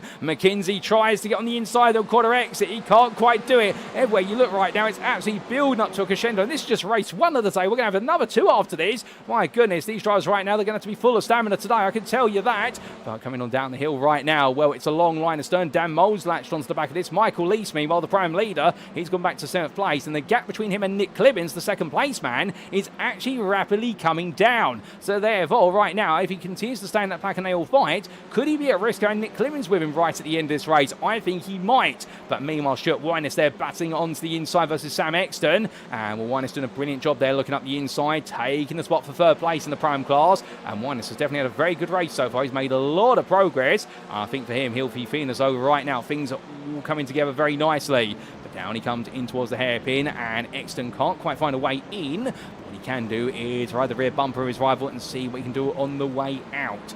Coming up the hill through what is turns 10, 11, 12. All these drivers right now continue to keep each other honest as possible, and in the rear of the picture we've got even a bit more fighting going on.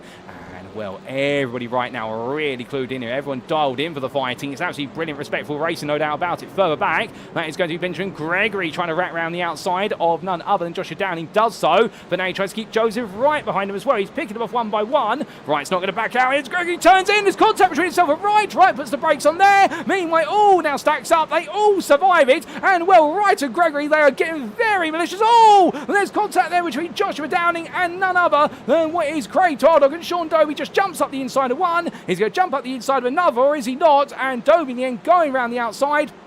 And we're coming up the hill. Well, right now, my goodness, they all survive that somehow. But Joshua Downing, unfortunately, has got suspension damage as a result of that contact. And he will need to come into the pits. He has picked up a meatball flag. But down the start finish straight they go. And, oh, well, these drivers all battling hard. Meanwhile, those who've already completed the run on down, well, what we can see here is right now, Dan Mole battling side by side with Andrew Pike. They come together. They get caught at each other. And they both lose out massively as there goes Jamie Dory in between the pair. And he's trying to sweep his way all the way around the outside. And coming on through. Right now, these drivers all together here. We did promise you some replays earlier on in the race, but we do apologise, ladies and gentlemen. So much is happening here live that we haven't been able to get those replays. And well, we might be able to get some replay footage after the race is complete. But all the drivers carrying them through right now. And this is absolutely incredible action. And Pike and Dory, well, these two go back as old as the series, their battles. And Pike right now battling with Dory for what is 6th place overall, 5th in the pro class. And onto the brakes, so go. Pike's going to get ahead as Dory right now to look behind. Dan Mould comes in very hot in his Honda, and in the end Dory sees him coming and says, right, take the apex with you. And in the end, well, Mould has to back out there. You could see that Dory is not going to just simply open the door to him.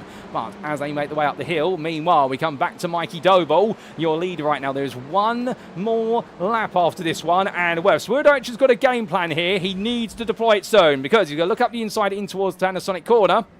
And once he does so, is this the way to do it? Does he just simply run with Doble? He does. He gets ahead. Now, this is the first time over the course of the last 6 laps where it has been Swirydowicz as the leader. Doble immediately cuts across here. I don't think Doble has got the line here. And in fact, with McKenzie there, the team, the Project 26 ATC team, they're going to nail this, because now Doble's got no toe. And as he makes his way down, you can see there's Swirydowicz coming across, bringing McKenzie with him. They're all heading to the inside wall here. Are they going to steal this away? Are they going to make it a 1-2-3, or can Doble spoil the party? Well, here we go as they make the way down to the braking zone, and well, immediately Doble trying to go around the outside of McKenzie, and Swirydowicz goes deep. He goes deep, and as a result, where he makes the car as wide as possible, doing what Mikey Doble has been doing for the last 6 laps, which is making that Civic Type R as wide as a car park, as has been said there in the YouTube chat. And as they make the way in towards turn number 3, right now Swirydowicz and McKenzie here running in formation legally in order to try and make sure that Honda can't get them through. But they've lost us right now under huge pressure, and that's the thing. Doble, once he's been passed, all he wants to do is get back at them. Further back, we can see here none other than Nick Clibbins, 2nd place Brown drive on the back of Witvoet and Doble as they head up the hill. And in fact, Luciano Witvoet has fallen down as a result of going very deep in towards what's the braking zone for turns 1 through to 3. And therefore, Witvoet right now finds himself right at the back of this running order. It has not worked out for him, and he's got a lot more work to do here after that off track. But that means it's now down to 3 for the win. As we can see, Doble looking to the outside there. McKenzie puts himself in the middle of the road. It's a switchback for Doble. Doble jumps back on the inside, and they come together. The two drivers get caught out. Doble goes close to the runoff area. He'll rejoin there, but he won't be too pleased. Neither driver will, as Doble in the end clips one of the barriers, and that's going to break the suspension on the car, and Mikey Doble may just have to tow to the pits as a result as they all carry on through. We'll have to get a replay of that when we can, as I think Doble's trying to get to the end on a damaged car, but meanwhile Logan McKenzie's in contact. Dan Mould turns it sideways there, covering Nets Bend, and on the final lap, suddenly all the action erupts. It was building to a point, and like a volcano, it has absolutely erupted right now, and the places are pouring left, right and centre. But meanwhile, through all of this, well, I can tell you one thing, he was patient, he played the game, he fought hard with Mikey Doble every step of the way, and come the checker flag for Wojciech Swirydowicz. It is going to be a first win of the day here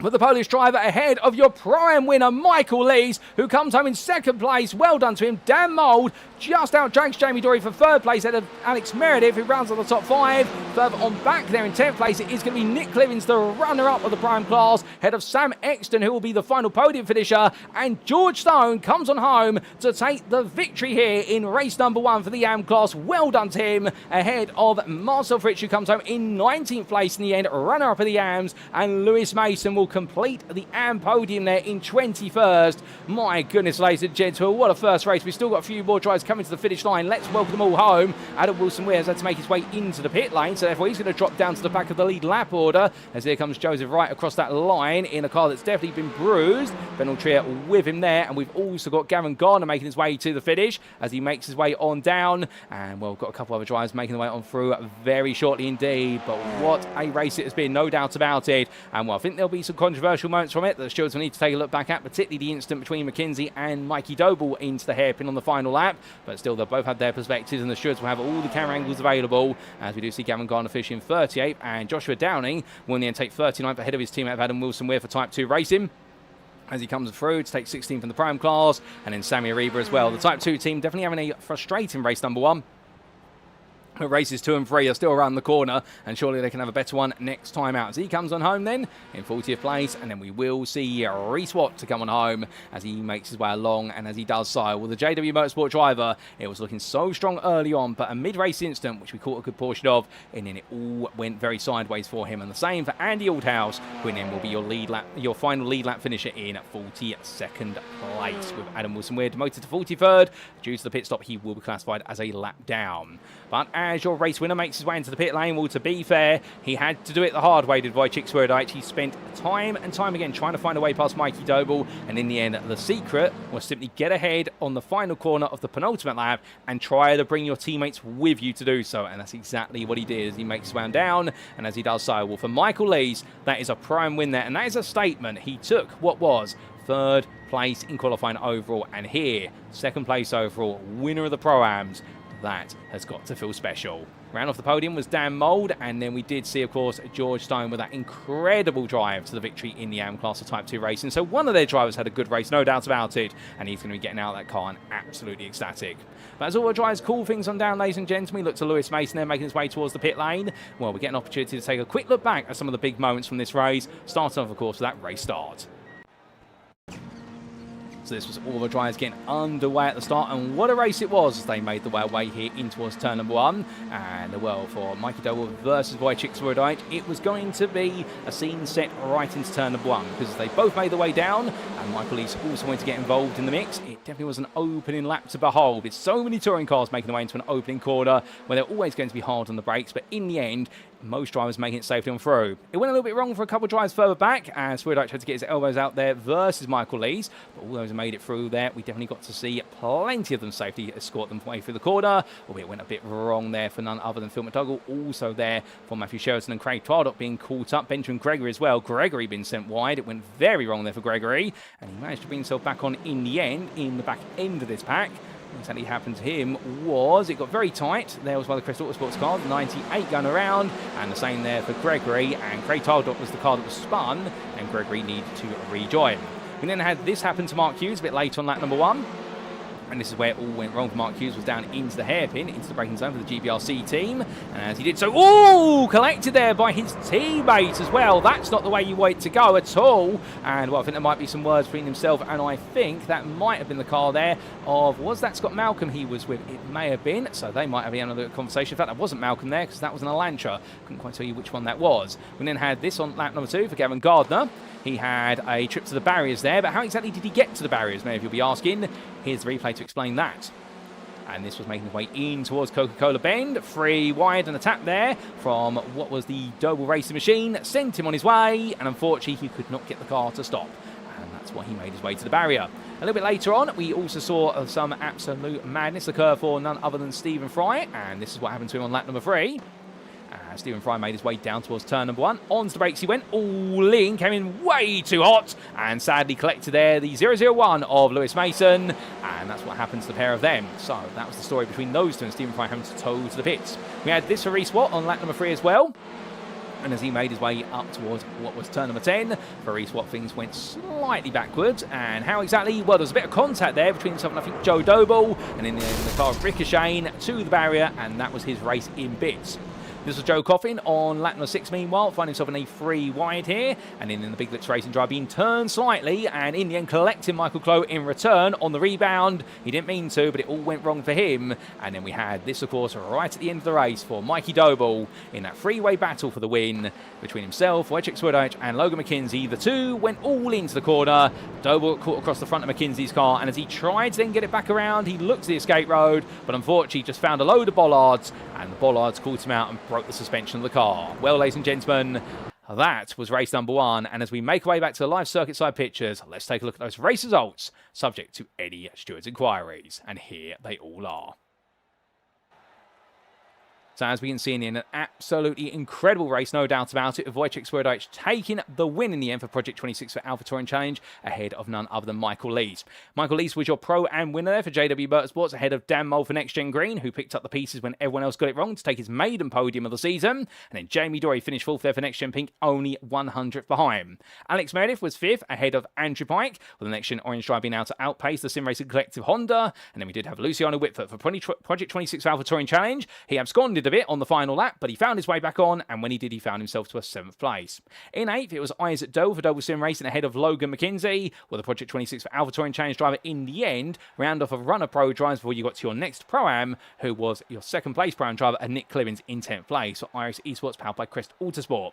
It was a further second back almost to Sam Exton there, who taken that podium. We were pleased for that, for Team Big Lips, just ahead of Stuart Winnis, who missed out on the Pro-Am podium, but fought hard to make his way to 12th, and the Track Scotland drive then being followed up by Ben Bennyworth, who wasn't quite on the pace at the end, but still did a good job there to complete the Pro-Am top 5. From 13th to 14th, it was to your AM winner, George Stone there for Type 2 Racing, avoided the drama and made his way through successfully, ahead of Lee Horn, who took 15th place there for NXTGEN Orange, and it was Kieran Smart in 16th place for Track Scotland, ahead of Joseph Doble, with Sam Smith in 18th for iRacing Esports powered by Crest Autosport, ahead of none other than Marcel Fritsch, who was 19th for Doris Racing Esports, runner-up in the AMs. Well done to Marcel on his good recovery drive, because he did get shuffled down the order in the early stages, and Andy Fox made his way through, off camera for most of it. We didn't really talk about it, but Fox coming through to 8th place in the Pro-Am class. Brilliant work from him.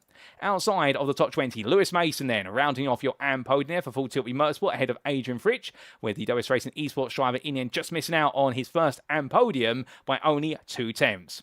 Still, there's more to come from him, as there will be for Carl Thompson, who moved forward nicely for GBRC ahead of Alan McCain. And then Michael Clough, unfortunately, recovered well to finish in 5th place in the AM class, but ruined what could have been quite a straightforward win in the class. He was ahead of Phil McDougall, with Nigel Stock, Matthew Sheraton, Craig Twardock, and Roy Plummer completing the top 30. Joe Coffin took 31st for Team Big Lips, meanwhile, ahead of Benjamin Gregory. And it was Mark Hughes in 33rd, ahead of Sean Doby, Fraser Ostens, and Joseph Wright. We had top 40 completed by Ben Trier, Gavin Garner, Joshua Downing, and Sammy Ariba. Outside of that top 40, in 41st, it was Mikey Doble, ahead of Rhys Watt, with Mikey Doble's late retirement unfortunately seeing him have to finish down there, with Watt in 42nd ahead of Andy Althouse, and then it was a lap down for Adam Wilson, Weir, Scott Malcolm, and Matthew Jordan, and it was an early retirement from the race for Stephen Fry. Well, with that, ladies and gentlemen, that's a rundown of the results from race number 1, and we've got plenty more fun to come, because 2 more races are due to come up soon, and we'll be back in approximately what will be 7 to 8 minutes' time for the build-up to race number 2 here at the Fuji International Speedway. But as we do step away, of course, it's time for a word from our title sponsor for this season, and that is none other than Doble Motorcycles. We will see you again very shortly.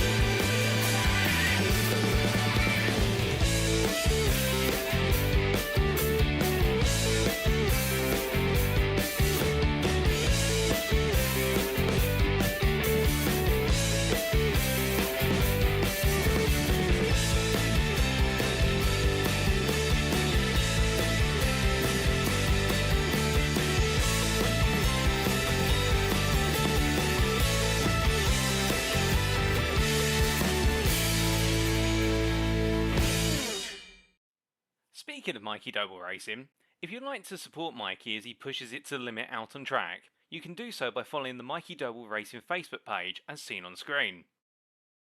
Additionally, if you want to represent the 88 Army at a BTCC weekend, Mikey Doble Racing has some fantastic merchandise available just for you, as may be found either via the Mikey Doble Racing Facebook page or alternatively in the Doble Motorcycles store at dobledirect.co.uk. Don't miss out on being a part of the 88 Army today.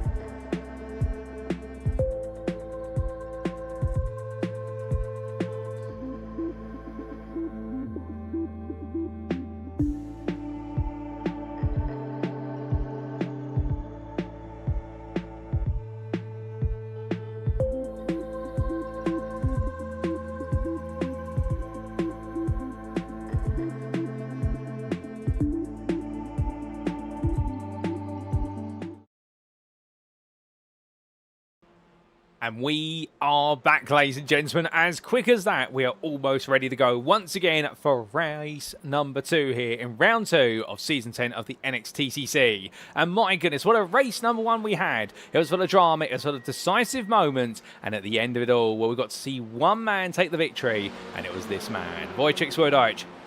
In an absolutely brilliant 8-lap long battle where Mikey Doble, in the end, he was able to find the upper hand. And well, right now, as these drivers put in some practice laps, we've got a little bit of time to just take a bit of a breather and perhaps get a word or two with those up and down the paddock, because we do say hello there, and we have finally got the ability to see our respective stream chats again. So if you're on Facebook or Twitch or to YouTube, we can actually see all of you together now, which is brilliant. And we do say hello there to Gassed Up Motorsports in the YouTube chat, plus Whiskey Runners Racing, who I believe is based in Australia, saying, love my Wednesday mornings, logging into work and turning on the NXTCC. Well, glad we can accompany you at work, good sir. And we also do say hello to Berry Racing, or Jonathan Berry, who's saying about the background music whilst we're waiting to come back to the racing. A bit ominous, a foreshadow perhaps of what's to come. You never know.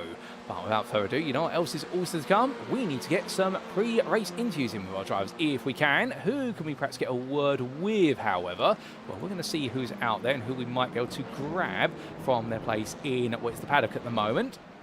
As with so many great performances, no doubt about it. But I wonder if we can get a word with this man, Michael Lees, because he was absolutely brilliant at the front of the field. And I think, ladies and gentlemen, we might be able to. Just bear with us. We're going to try and get a patch through to the car with Michael Lees.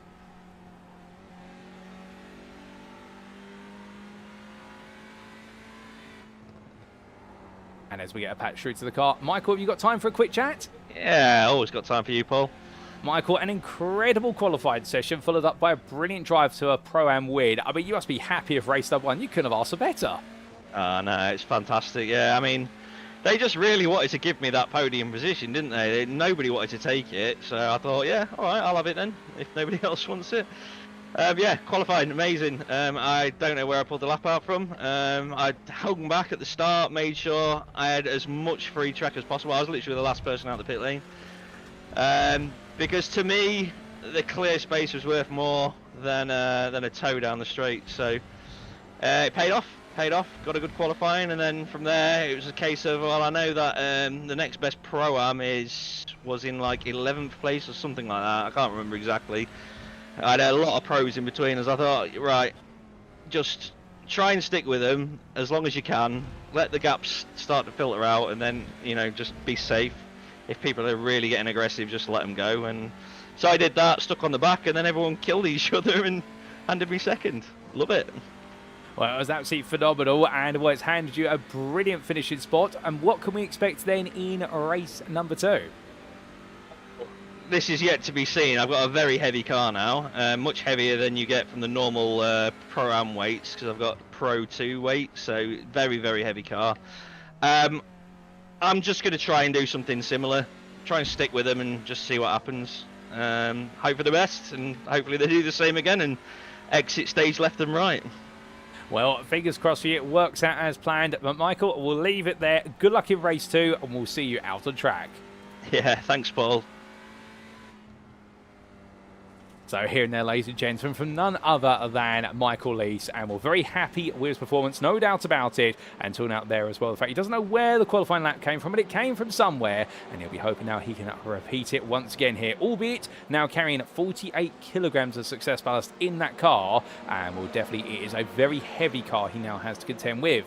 But we've spoken to him. Let's see if we can get a word with one of our other drivers. Perhaps somebody who was a bit further down the running order, find himself right in the thick of it. Could we get a word with George Stone, perhaps, if he's available? Because he did take his first and win of the season in that race. Is he currently in the pit lane? Well, no, he's out on circuit.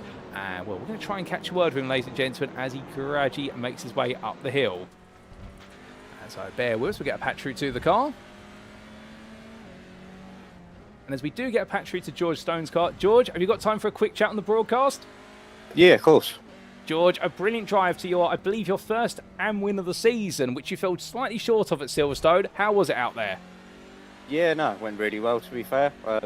Happy that I've kept it clean and worked my way through. So. Well, you worked your way through the madness that blighted others. What can we expect for you in this race? Let's just see, obviously, with the ballast now. First time driving with that, but hopefully more of the same.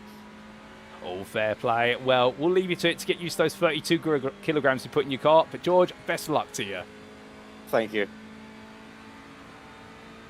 So here and there, a quick word with George Stone, ladies and gentlemen, and well, mention it straight up, matter-of-factly, which is got to get used to the weight now and just wait and see what he can do in this one. Well, we look forward to seeing it. It's always good when we do get to hear from drivers and their first exposure, of course, to having all that weight put in the car, because it really is one of those situations whereby this is not something a lot of leagues do, whereas we try to do this, of course, to really bring the field back together wherever possible and prevent runaway leaders. And, well, even if it is just a couple of kilograms, it really changes up the way the car behaves over distance, and that's what George will need to get used to.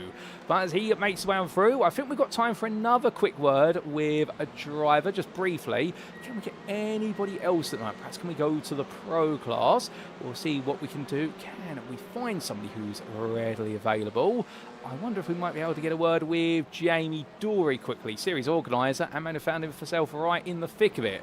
We're going to get the patch through to the car, ladies and gentlemen, with a minute left to go, and let's see what Jamie's got to say. Jamie, time for a quick word? Yeah, absolutely. Well, it looks like you had a very fun race out there, fighting with some old rivals, particularly the likes of, say, Dan Mould and company. How was race one for you?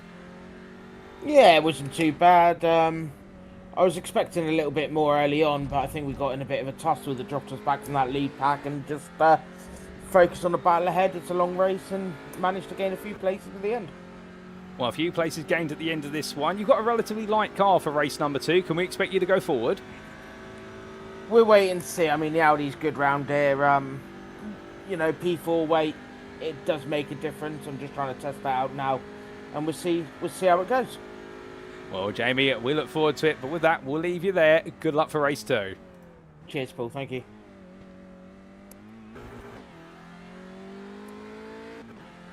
And so, ladies and gentlemen, that's all the words we're going to have time for with our drivers, as we got the patch through there to Jamie Dory's car. And, well, hearing from a pro driver, a prime driver, and an AM. Brilliant to hear from them all. And, well, we look forward to plenty more words for our drivers as the season and indeed the day goes on. But practice is complete, and also talking about there getting used to the weight, was hoping perhaps, as he gives us a little display there of a drift through turns 4 and 5, well, he was hoping for some earlier progress. But will that progress come nice and early in this one? We're about to find out, ladies and gentlemen, because it's time to make our way to the grid once again.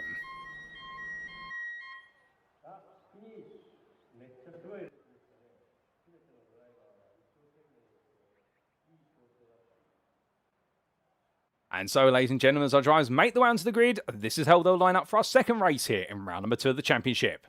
Wojciech Swirydowicz takes pole position, carrying on from his win in race number 1. He will be on pole. Alongside him will be Michael Lees, the prime pole sitter for JW Motorsports, who has an uncharacteristic 48 kilograms of success ballast in the car, given the fact he finished second overall.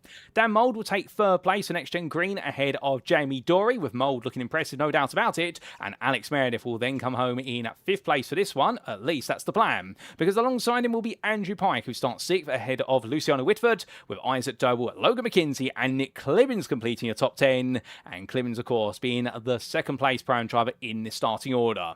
But it's going to be a fiery starting order, no doubt about it, because as we look back down to what is row number 6, we do have Sam Exton line up behind him, and in the company of Stuart Wyniss and also Ben Bennyworth, 4 prams all together, and they are just ahead of your leading AM driver. We spoke to him very briefly at Type 2 Racing's George Stone, Silverstone, who's all ready to go and look to try and make it 2 out of 2. He'll have behind him row number 8, Lee Horn and Kieran Smart, with Kieran Smart looking strong in the late stages of the race. He was very impressive as the race went on, and I do wonder where we potentially see Smart here chase down a podium in this round. And then we do see Joe Doble starting in 17th place. We're all going backwards at the start, but he made a good recovery drive. He'll be alongside Sam Smith, who starts 18th.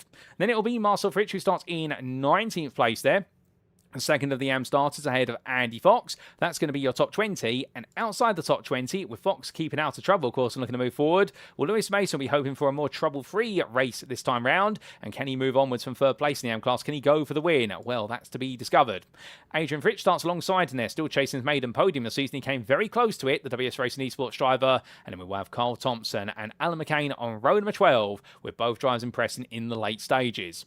Michael Clone starts 25th, and knowing what could have been a guaranteed win in race number 1, it was not. So now he's got even more work to do ahead of Phil McDougall. We have Nigel Stock starting 27th in the iRacing Esports powered by Crest Autosport car. Definitely was bruised, but not broken. And Matthew Sheraton joins him on that 14th row of the grid, the Aztec Racing driver as well, with a late recovery in the number 1. And will he be looking for more to be done this time around? Craig Dwardock starts 29th ahead of Roy Plummer. And then behind them on the 16th row of the grid, it's going to be Joe Coffin ahead of Benjamin Gregory, with Mark Hughes 33rd ahead of Sean Doby. And then we do have on row number 18, Fraser Ostens ahead of Joe Wright. Both drivers having very different stories. Wright in the end found himself right in the thick of all the battles and moving backwards gradually. Fraser Ostens, meanwhile, had early drama in the opening couple of corners, and after that made a good drive through the field. Ben Trier and Gavin Garner line up on row number, I do believe 19, ahead of your 2 drivers to complete the top 40 of Josh Downing and also none other than Sammy Ariba. And outside the top 40 to complete the grid, it's Mikey Doble, Reese Watt, Andy Aldhouse, Adam Wilson-Ware, Scott Malcolm, Matthew Jordan, Stephen Fry. That is how your 47 cars will line up here today, ladies and gentlemen, for race number 2 of the day. And as they all get themselves set, of course, the big name you need to watch out for at the very back of the field is going to be none other than Mikey Doble. Having been battling for the win in race number 1 until it all went wrong, well, what we definitely saw in that one was the fact, with it going so sideways, he'll be hoping for a bit more here now, as we have just had an update to say that it's an 11-lap race. The first race, which was 9 laps, well, the fact they have added some more laps onto the time, given the fact that our first race were a little bit shorter than the normal 20-minute allowance for these races. Well, that's absolutely great news. It does mean we can get a few more laps of excitement in, but it also means our drivers will now have to get acquainted with the fact it is going to be a slightly longer race duration. But all the cars are on the grid, and as they get ready to go, we say hello to Roger Pike there in the Facebook chat, who says hi from me and Angie, and good evening to you, Mr. and Mrs. Pike. I hope you're both doing well. Indeed, here to cheer on none other than their son, Andrew Pike, and the Sim Racing Collective team. And we also see Berry Racing there saying that firstly, he was hoping we would get a conversation in with none other than what was George Stone, and also saying that team owner says no pressure, better win this with regards to George Stone. Well, we will see. But we're not long away from going green flag, ladies and gentlemen, waiting for one more car at the back of the field to take its spot, I do believe, and then we will be going racing. Everyone will be itching at this point to go green, and well, this field, it's such a long field of cars, no doubt about it. Everybody set and ready to go roaring, and well, the sun is out here, and right now those engines will be getting a little bit warmer where they're idling. The tyres will be losing some temperature as the blankets have come off, so this might be a bit of a cold start to the race for some, but still we will see what is to become, because as they all sit there in position, we sit on board briefly with Alan McCain. And he starts right in the mid-pack here, 24th, literally splitting the field in half around his car. And, well, the iRacing Esports powered by Crystal Autosport driver will be hoping that it's a straightforward run towards turn number 1. But it never quite is at Fuji, albeit they kept it all clean for the most part into turn 1 on the opening race. Can they do it again? It's time to find out, because here we go with the lights. It's 1, it's 2, it's 3, it's 4, it's 5 with lights.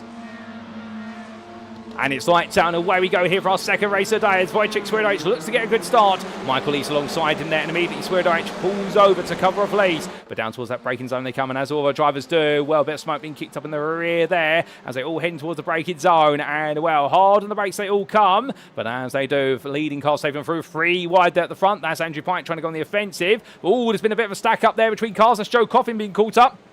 And also, I do believe Reese Watt being collected, and Andy Aldhouse as well, but most of them have survived it.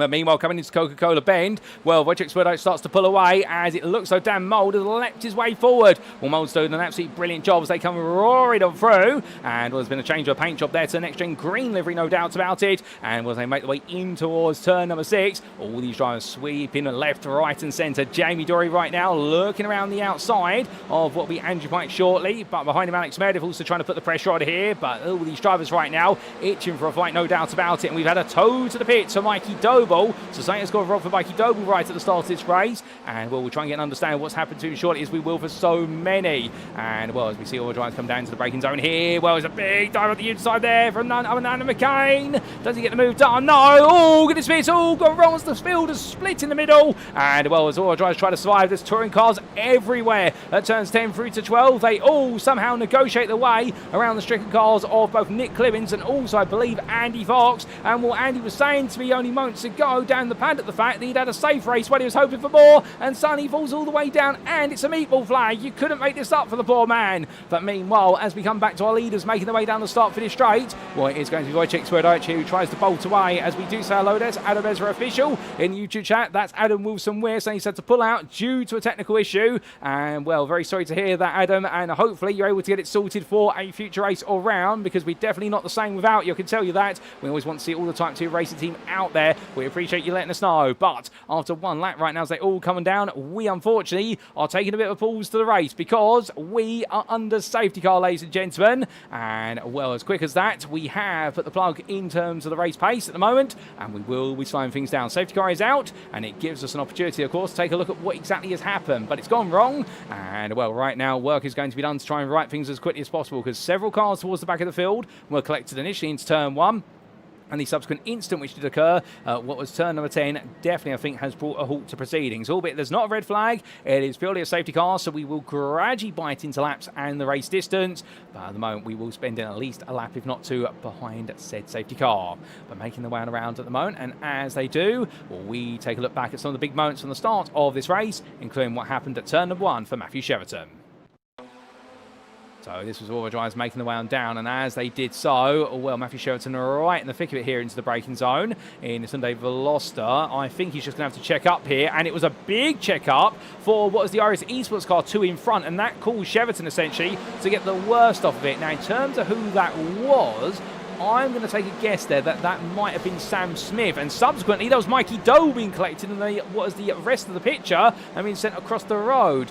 Can we get another replay of that? This was from Sean Dobie's perspective as they made the way on down, and will Dobie right in the middle here, giving himself all the options, left, right and centre. Under braking he went, and as he did so, well, oh, goodness me, into the back of the number 9 there, and in the end, well, Dobie did make it through okay, but that damage to the front of the car will not help him. What exactly sent Mikey Doble on his way? There was Mikey Doble being ejected out. What exactly went wrong for Doble? Well, we come to Reese Watt's perspective. This was Watt making his way down, albeit on one of our third-person cameras, battling side by side there with the Type 2 Racing Elantra.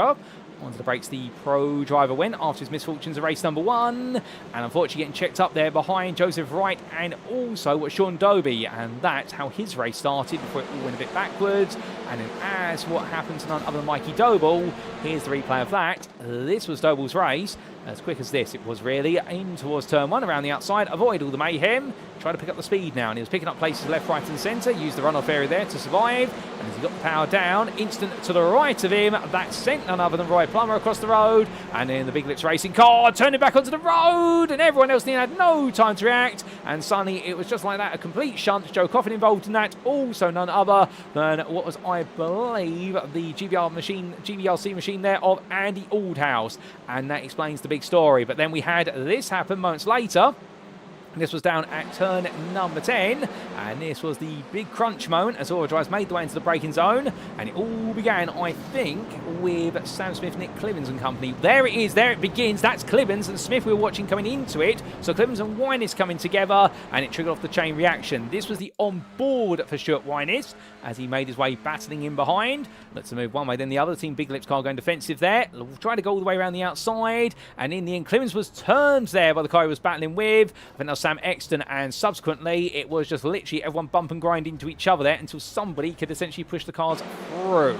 We look at the exterior cameras here. This was Michael Clove's perspective from one of our third-person cameras. As you came on down to the braking zone, went for the dive up the inside, thinking he got a lovely 2-for-1 on, and then suddenly got caught there with the Veloster, his sister team car, and that's what sent him around. And that explains the whole story, ladies and gentlemen. And well, with that, let's make our way back to your live circuit side pictures. So those are the big moments from the open lap of the race. We are still behind the safety car, and I believe we will see the safety car potentially coming in at the end of this lap, given the fact that the majority of our field now that has had to have repair work, they've come into the pits and got repair work done. And in terms of how we do our safety cars, it is based on our independent race director, who is stewarding the races, of course, for the deployment. They are looking out for instances, essentially, where the road is blocked. And what we did see, of course, was what happened at turn number 10. It would definitely qualify as a road blockage, if not what happened at turn 1. Albeit turn 1 is a bit of an interesting one because it's right at the back of the field. What happened at turn number 10, meanwhile, was definitely in the back end of the top 10, going into the top 15. And that's why the safety car will have definitely been called, because there were the best part of about 20 to 25 cars affected by it. So that's why when you've been watching these broadcasts in the past and you've seen some big incidents, you've probably been sat there wondering, why don't we deploy the safety car for some things other than others? The summary, I won't go into all the details because it's quite an extensive set of criteria that is used, but it is typically, if an incident is huge, it takes out multiple cars and or it causes a major road blockage, essentially, whereby in the end you are looking at 20 or more cars impacted. That is definitely all part of the criterion. We can see some smaller incidents involved as well, but again, it is very much the choice of our independent race director, who has all the knowledge, and indeed we are at their mercy. But as all drivers make the way on around right now, we are still under safety car regulations, at least until we do see the safety car make its way into the pits, and then we will be green. But Wojciech Swirydowicz right now, he knows the safety car's coming in at the end of this lap. We just had that confirmation come through into our ear. And therefore, as they all make the way around, I want to tell you one thing, we will be green flag racing very shortly then, as Swirydowicz makes his way along the start-finish straight right now. But when will he go? That's the question. He'll keep everyone guessing. The safety car is into the pits. It's now down to him to decide when he goes green flag racing. Well, will he keep everyone waiting the whole length of the straight until the start-finish point? I think he is going to. Swirydowicz is going to get everyone to queue up here. And here he goes, ladies and gentlemen. We are green. Swirydowicz builds up the speed. We are green flag racing for what is lap number 4 onwards here at the Fuji International Speedway once again. Swirydowicz times it well, but Dan Mould matched him. But Luciano Witvoet here on the attack as they head down towards turn number 1. And it's gone wrong in the rear of the picture. Nick Clemens and Roy Plummer have had it coming together right at the back. I'm not quite sure what's happened there. We'll have to get a replay of that when we can, but right now all these drivers making the way through, and well, it's been a relatively sedate top 10 here, albeit Logan McKenzie and Alex Meredith fighting side by side, as we do say hello there to Lando for Life in the YouTube chat, and we give you a wave back, good sir. I hope you're doing well. And well, Alex Meredith and Logan McKenzie here still fighting, coming in towards 100R, but then Meredith will get ahead there, so Meredith making it count. Meanwhile, coming back to your AM leader, here is George Stone, who right now holding on. That's a big sideways car moment, meanwhile. That's Joe Doble there, collects himself together, and when he does so, goes defensive immediately, prevents the places from being rotting away, albeit somebody's got it wrong there just off camera. Hold it, is that Logan McKenzie? That is McKenzie. McKenzie's been involved in the incident of the hairpin. We're going to have to get a replay of that when we can, because McKenzie's been turned around and he was battling at the time of Alex Meredith. Well, that's a complete shock to the system. He does rejoin in the rear of the picture, but has to take his time to do so, and McKenzie definitely having a rough day today compared to how it was at Silverstone.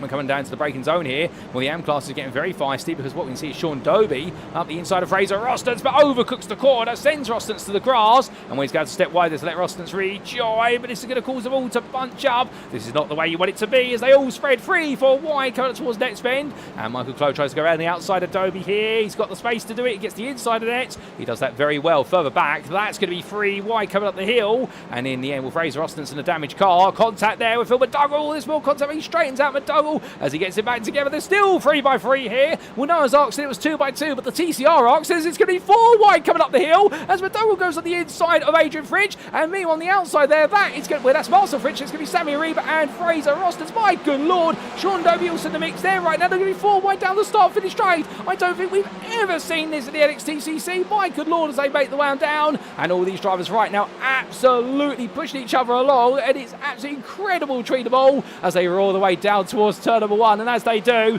3 wide right now. Well, there's still choices being made here. Sammy Ariba was being pushed along there by Marcel Fridge. Into the braking zone they come, but as they do, well, right now it's going to be Marcel Fridge up the inside, Ariba every step of the way. Sean Doby just ahead of it right now, trying to run away as quickly as he can with all the fighting that's going on. Joe Coffin getting us in the mix as well. The pro driver here feeds himself, you know what, I might just be able to do something about this, but it's getting absolutely hairy at the back of the field outside the top 30, and well, understandably all these drivers trying to make either progress Lewis back up the field or trying to pick up valuable AM points if they're an AM driver. You can't blame them for it. This is what touring car racing is all about. But looking back up to Mark Hughes here, well, he's moved his way all the way to second place in the AM class. All the pandemonium that's played out. And Hughes doing a very solid job here with Lewis Mason for company. Mason looking one way then the other. Hughes right now, where if he can get closer to Stone, he could be on course for his first and win of the season. But a podium would definitely go down very nicely for the GBRC driver. Mason on the inside, little bit of rub between the two of them. And, well, Hughes gives back as good as he's been given. And now Nigel Stock and Adrian Fritsch there will queue up behind as they make the way up the hill. As they do, we look back from the rear of your second place man in the AM class, and Hughes right now, well, definitely using all that real life racing experience here to his advantage as best he can, as he keeps Mason, Stock and Fritsch behind him, and they all form a line once again. Mark Hughes, of course, been no success ballast in this car, but he does seem to have that Honda right now that he just cannot shake, and Lewis Mason tucks up the inside, but now it's going to be about the switchback here, and Sonny Hughes is going to have all the speed in that Audi as he charges his way down the start finish straight, and his thought process will be that he can just gradually storm on past. Because that Honda, it's already slow in the straight line stakes, and it's going to be even slow as they make the way down, with Mason having the best part of what is 16 kilograms of success ballast in that Honda. That car is going to feel very slow when it gets to fifth gear. In towards the next braking zone, he looks to the inside immediately, thinking he can outbrake his rival, and well, looks one way then the other. Lewis Mason throwing the feint left, right and centre. You'll guess where it's coming at last possible moment. He's like a boxer there, literally crossing left and right, but meanwhile we can see Nigel Stock passing Adrian Fritsch there just behind for fourth place in the class. Michael Clow meanwhile has gone straight on at turn one. Car parked up at the barrier, he's had to tow to the pit, so that's gone very wrong. But meanwhile, what's going very right, if we come back to the front of the field, is that for this man, Wojciech Swirydowicz, it's currently a 1-2 for him and his teammate Luciano Witvoet, and Michael Lees is currently the third overall driver, but for him it's the Pro-Am lead which is the most important part, and he wants to hold on to it with Andrew Pye, Isaac Doe and Dan Mould all pro drivers, and then Ben Bennyworth is the next Pro-Am driver. The Quaker Motorsport driver is pushing on hard here. He's made a lot of ground since the start of the race, given the fact he was able to avoid what happened at turn number 10 on the opening lap, and right now Bennyworth, if he can catch up to Lees, he may have a chance. Albeit there, Jamie Dory giving a little bit of a push into the corner. I think Dory hoping that Bennyworth will carry more speed. That's a natural thing when you do have pros and Pro-Ams together. The pros will accidentally sometimes give their Pro-Am counterparts the slightest of bumps on the back because of the fact that both drivers there, they have their brake markers, they have their braking distances, and the pros normally brakes that little bit later. But as we can see, Exton making his way past Dory there. Lovely move from Exton. He's chasing after Bennyworth for second in the Pro-Am class, and he's now moved into 8th place with Dory losing some momentum up the hill, and Leaphorn and Meredith are there as well. But with that, we need to take a quick look back in time to what happened earlier on after the restart. This is what happened to Nick Clemens and Roy Plummer as we went green flag racing. And well, as we did, the field was starting to build up, and in the end, oh, goodness me, and in the end that was Nick Clemens being tapped by his own teammate there, and I think there was a bit of a misunderstanding as to who was going when. That was Sam Smith and Clemens coming together, and Roy Plummer just the innocent bystander in all of that. Meanwhile, we then had this for Logan McKenzie. This was coming up towards the hairpin as Joe Doble went sideways in the rear of the picture for a brief moment. McKenzie on the inside went all in and knocked to the back there from the number 19. And that was none other than what's Alex Meredith there sending McKenzie on around. And when in the end, I think two drivers coming together when they didn't mean to. But back to your live race we come. And as we do, we'll still more to come, no doubt about it. Here we are on lap number 7 of 11. And whilst we did spend 2 laps behind the safety car, we are hopefully not going to see the safety car again in this race today. Hopefully we won't see it again at all today. That's what we prefer. But the safety car is there on standby if we need it. We can see McKenzie right now trying to make a recovery drive, looking up the inside of Sean Doby coming through 100R. And right now the Pensol sponsor machine here looking to do everything it can to recover. Albeit it does seem so Sean Doby there on the inside having the 2 wide all the way through and through.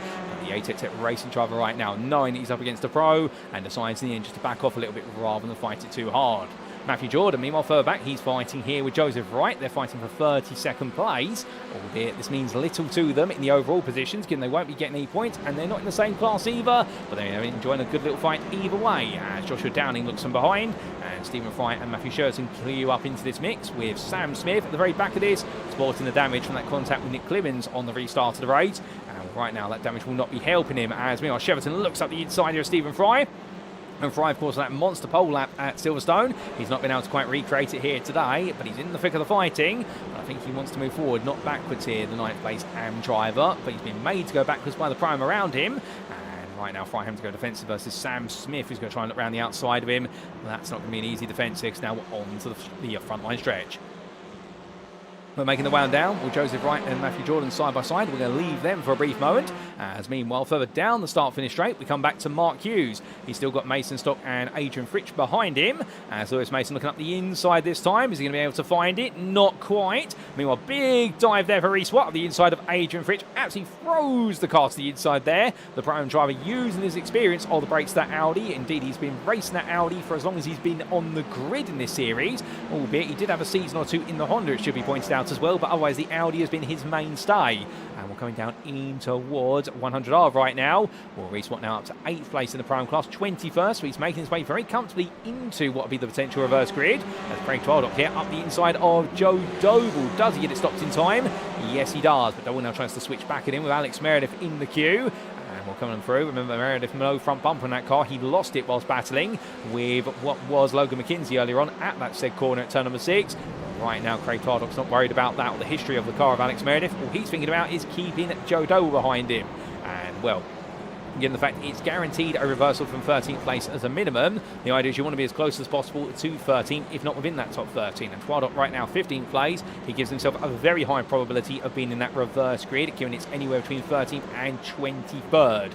Well, meanwhile, here comes Alex Meredith up the inside of Joe Doble. Catches Doble sleeping a little bit there through next bend. And, well, despite the damage on the car right now, Meredith is not letting it hold him back in the fight for 8th place of the pros, albeit they score based on overall finishing position. And Lewis Mason up the inside of Mark Hughes. The battle for 2nd place in the AMS is now firmly on as we make our way down the start-finish straight. This on board with Nigel Stock. He's got the popcorn seat view here as Hughes is back ahead. And we'll Stock right now in the draft here, building little by little. The RAC Sports powered by Crest Autosport car really gaining that momentum. Looks to the inside, and then he will break out to the draft. Lewis Mason comes all the way across here. Stock right now running so close to the pit wall, albeit he's legally allowed to do so as long as he keeps 2 wheels within the white lines. And in front there, Hughes and Joe Doble fighting hard. Stock goes absolutely all in on the brakes, and he will take the place off of Lewis Mason in the end, who goes to the switchback. But the Honda driver's too far back and does not carry the momentum out the corner. So a lovely move there from Nigel Stock, a classic move through the open hairpin. And well, Mark Hughes right now will know there's been a change behind him, but he needs to try and make the change happen in front of him.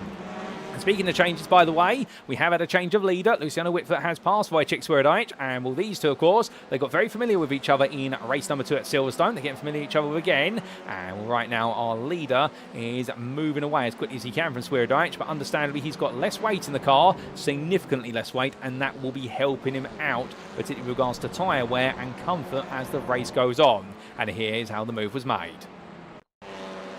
So this was down the start-finish straight, down towards turn number 1, and in the end it was a battle on the draft. The 2 teammates went fighting, albeit I would expect they would fight a little bit less perhaps compared to if they were fighting with drivers of another team. But as they made their way down to the braking zone, were in the end Swirydowicz tucking in behind. Ben Bennyworth, meanwhile, well, he was looking for the move here on none other than what was the JW Motorsport car, and well, in the end, tried to go around the outside of the number 55, and that was a car that essentially was being made to move down. Michael Lees, no doubt about it, and Michael Lees since then has lost out massively. Where has Lees gone to in all of this? Because he's fallen down the road, and well, the answer is Ben Bennyworth still putting the pressure on him, but we can get a replay of that, and here we go, ladies and gentlemen. Here is how the move was made.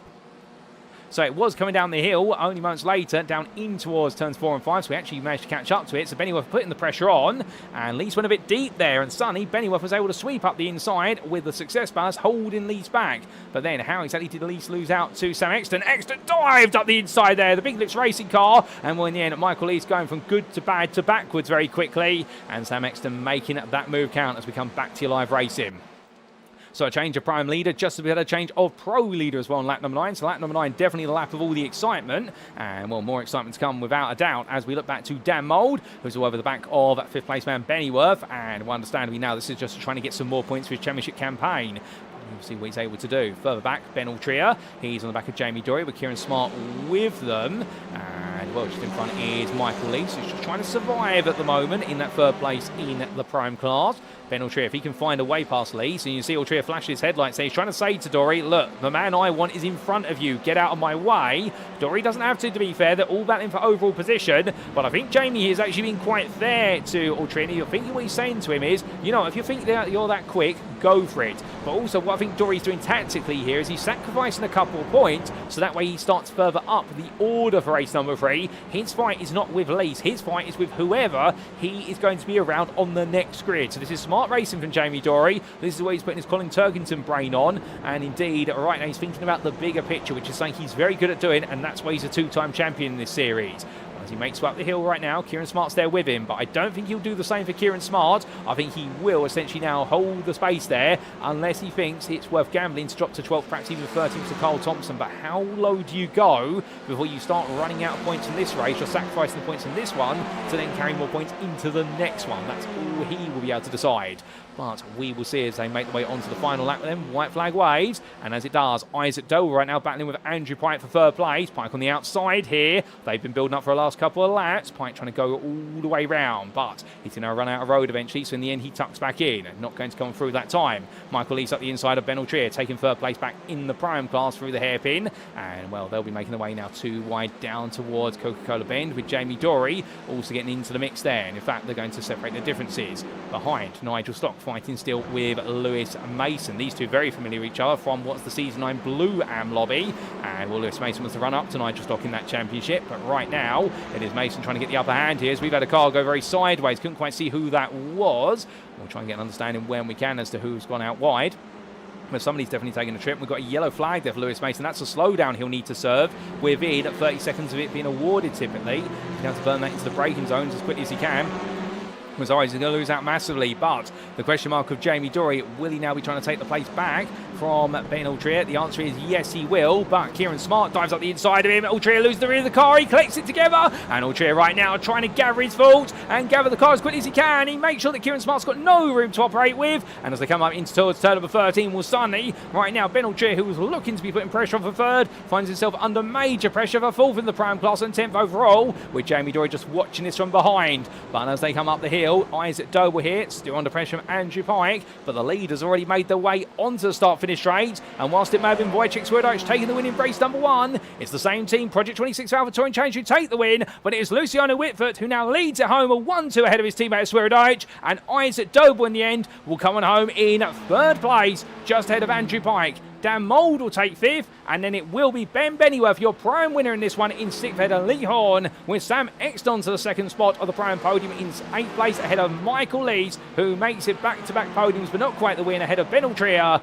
Kieran Smart and Cole Thompson will finish through to 12th place, and that's your top 6 of the prime class, with Jamie Dory settling for 13th in the end, so he decides to gamble on the reverse grid, ahead of George Stone, who makes it back-to-back and victories here. Well done to George on that. And a bit further back, Mark Hughes makes it to the podium there in the AM class with 19th overall, 2nd in class, and then we'll have Lewis Mason completing at that AM podium, but he's got a black flag. Now that, I believe, is going to add post-race time to his race, and if so, Nigel Stock will be promoted to the podium spot there of the AM class and 21st. Lewis Mason may have just lost out. I wonder if that is potentially for what be not burning a slowdown penalty on the final lap that he's picked up. We'll have to find out at some point, but we've still got a couple of drives to finish this race. 39 of them have finished it. We've still got 1 to go on the lead lap. Let's not leave him out from seeing him on camera. Here's Sammy Ariba, and whilst it may have gone wrong, like race 1, to be fair, he's still going to get the job done and make it home, and that's what it's all about as he makes his way to the finish line. So here comes Sammy in the number 99. Give him a round of applause like everyone, ladies and gentlemen. And, well, with that is race number 2 complete. And my goodness, what a race. But as our drivers make the cool-down laps for Luciano Witvoet, well, remembering, of course, the fact that he did take the win in the first race of the season at Silverstone. We didn't quite take the win in the first race here today, but a win in race number 2 ahead of his teammate Wojciech Swirydowicz.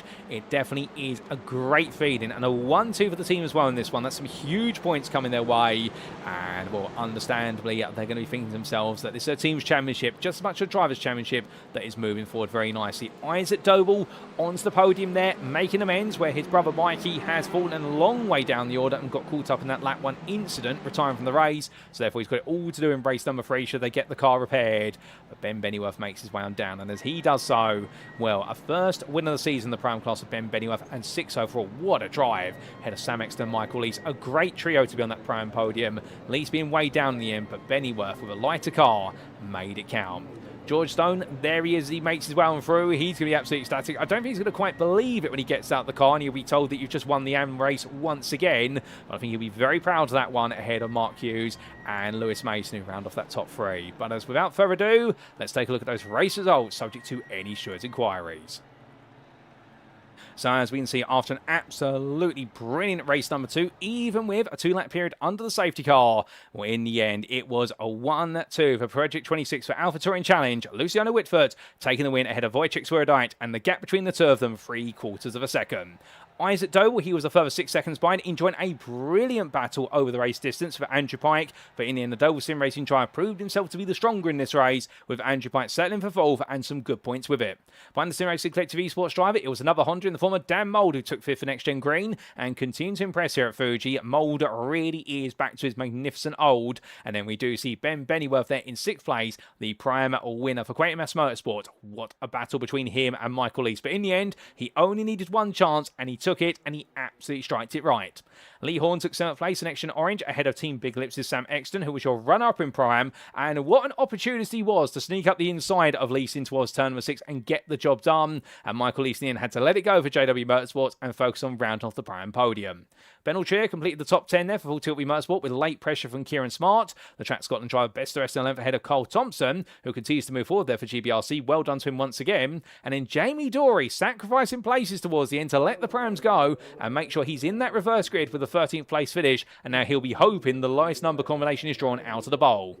Behind the NXTGEN Pink driver, it was then your AM winner of George Stone for Type 2 Racing. Well done to him for making it back-to-back wins. Head of the Sim Racing Collective Esports' Craig Twardock, and completing your top 20 was Joe Doble, Stuart Wyness, Reese Watt, Mark Hughes with a maiden podium of the season, and what a drive from him in the 495 to take the run-up spot in the AM class, so the pressure is put under. But behind him first was Alex Meredith, minus the front bumper, who ran off your top 20 after his altercation with Logan McKinsey.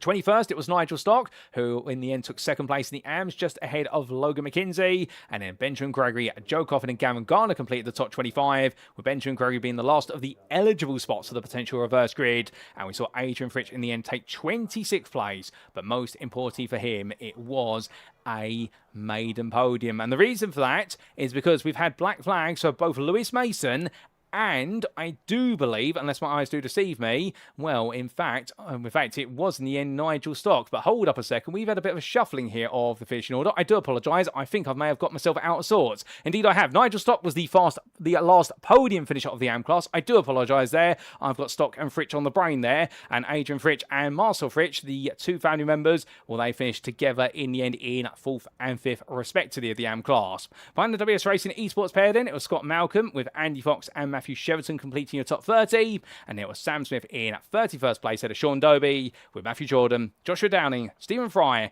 Alan McCain, Joseph Wright, Andy Aldhouse, Lewis Mason, and Sammy Ariba completing that top 40. Lewis Mason on a post-race time penalty applied. That's what saw him drop out of the podium places in the AM class, and outside that top 40. Not to be forgotten, it was a lap down for Michael Clough, as it was 3 down for Phil McDougall. Fraser Austin 6 laps down and classified as a non-finisher, and it was also a non-finish for Mikey Doble, Roy Plummer, Nick Clibbins, and a non-start for Adam Wilson-Weir. Well, with that, ladies and gentlemen, that completes our rundown of the order for race number 2, and we have got one more race to come. But as we get set for our final race today, another 11-lapper, that leaves us with one thing and one thing only, and of course, it is to none other than to make our way to the commentary booth to take a look at where we're going to be reversing the grid for what will be our final race of the day. Well, good evening to you, and I hope you're all doing well and absolutely enjoying the racing, because I definitely am here in the commentary booth, and it's great to see so many of you tuning in. But of course, let's get down to business. Here is the NXTGEN Racing Lottery Bowl. In it are the numbers 6 through to 12, and very shortly what I'll be doing is closing my eyes, shuffling the balls, and drawing 2 of them, and whatever they add up to, that's where we reverse the grid from. So here we go. The shuffle is complete. We draw our first ball out the bowl. And our first ball of the night, for a first time this season, it is going to be the number 11 that makes its way onto our screen. But which one will join it? Let's see. There's the shuffle. And our second ball to go with the number 11. It is going to be the number 9. So it is a top 20 reverse grid. And what that does mean is it's going to be none other than Alex Meredith who takes the reverse grid pole position for race number 3. And he will be in the company of Mark Hughes, who gives himself a golden opportunity to start in second place. Well, ladies and gentlemen, there we go. 9 and 11 have made their way out of Next Gen Racing Lottery Bowl, and I do believe that it is the first time this season that we will see them together, or indeed, well, in fact, it's the second time we've seen the number 9, as we saw 8 and 9 last time out. But with that, we're going to leave it there and leave you all with a bit of a breather as we get ready for race number 3, but not, of course, without a word from our title sponsor, Doble Motorcycles. We will see you again in approximately 5 to 10 minutes' time.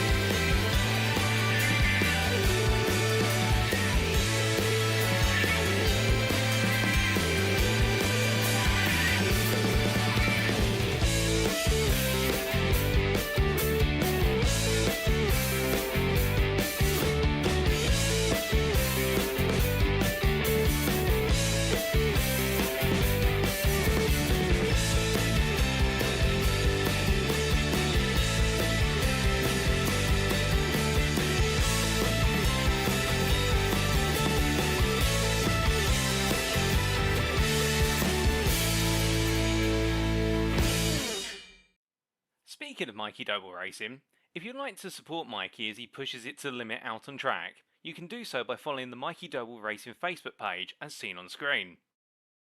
Additionally, if you want to represent the 88 Army at a BTCC weekend, Mikey Doble Racing has some fantastic merchandise available just for you, as may be found either via the Mikey Doble Racing Facebook page or alternatively in the Doble Motorcycles store at dobledirect.co.uk. Don't miss out on being a part of the 88 Army today.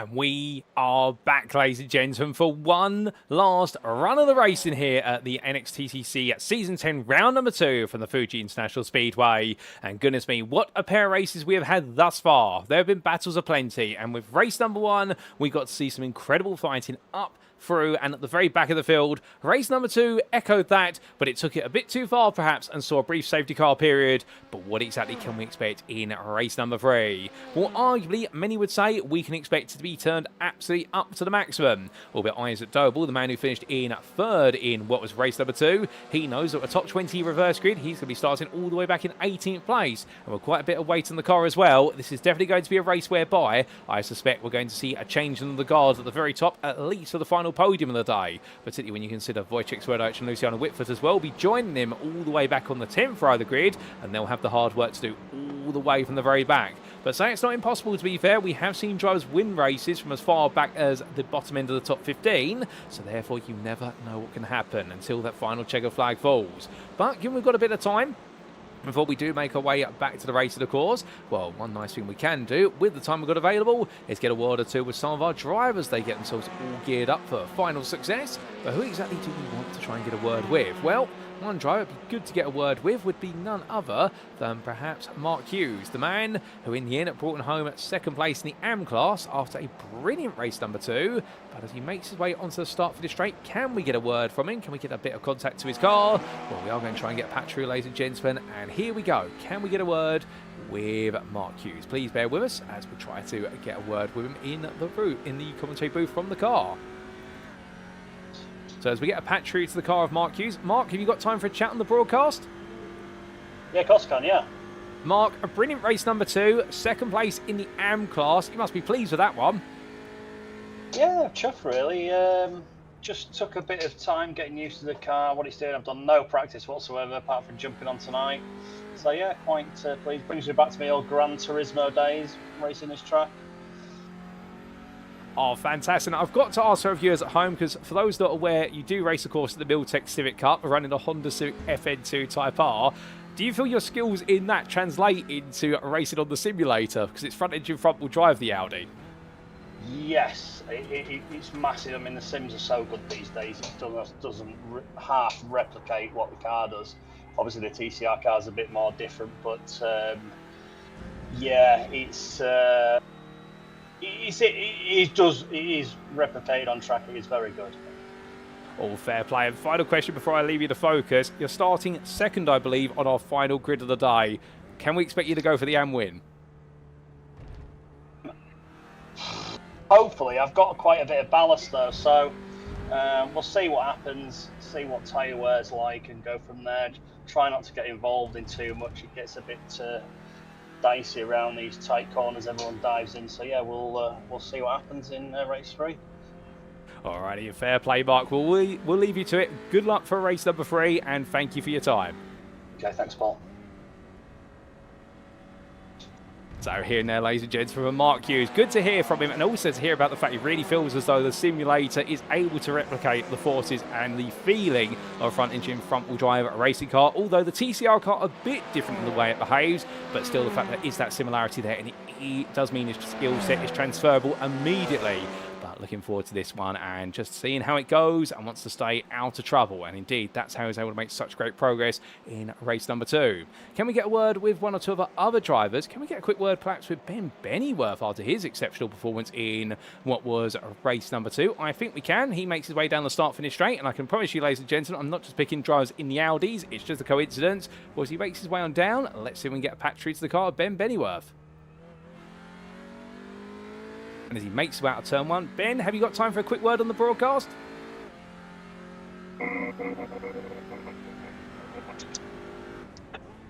Ooh, potentially not. Your microphone is a little bit staticky. We might leave it there and we'll let you focus on it instead.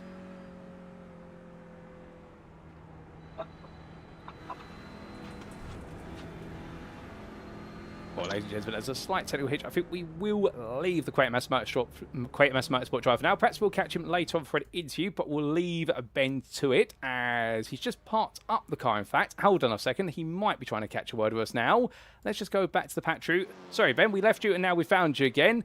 All sorted or still have microphone issues?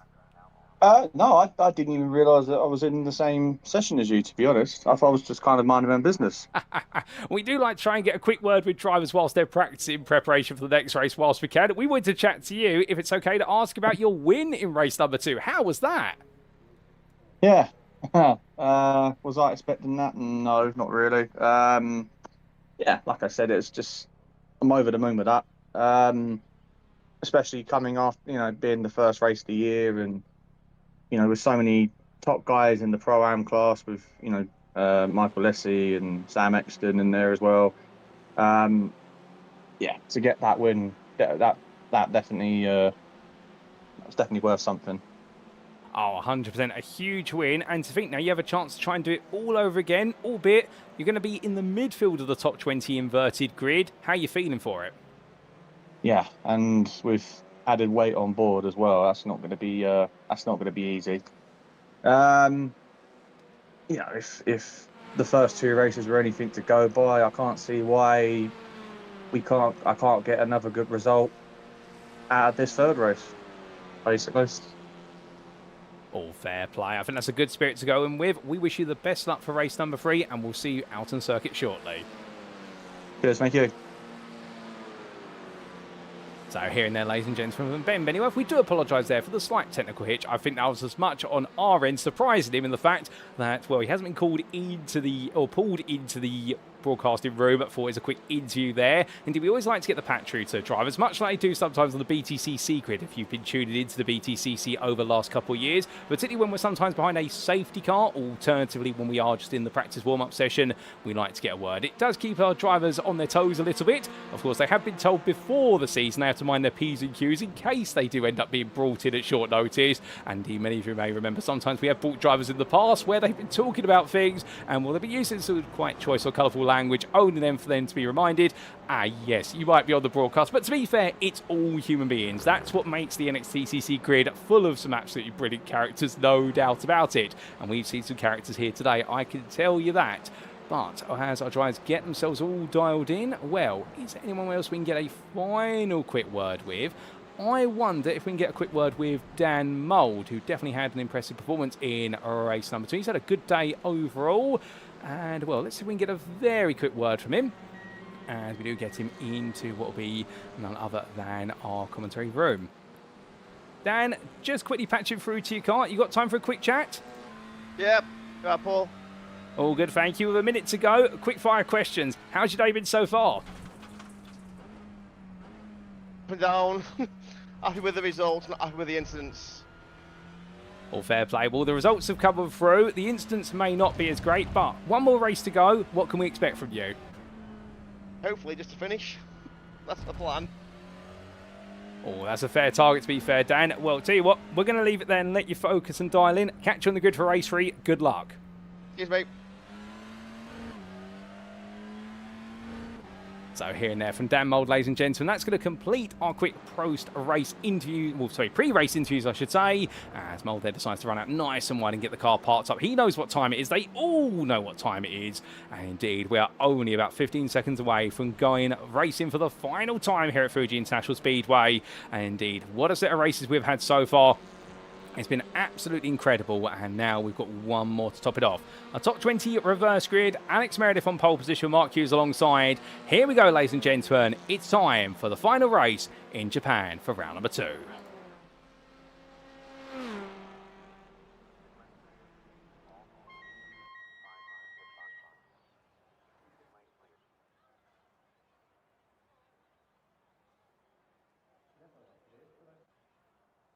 And so here we go, ladies and gentlemen. One final test of our driver's mettle, but how exactly do they line up? It is Alex Meredith who takes pole position for NXTGEN Orange, and, well, with that inverted top 20, he'll be grateful for it. They've got the bumper back on the car after his contact with Logan McKenzie, and now he's good to go for gold. Alongside him, Mark Hughes for GBRC. He has never taken an AM class win in his time in the NXTCC, or a class win in general in 2 and a bit seasons now. Can he finally make it happen? What is the none other than 122nd round of trying. We will see.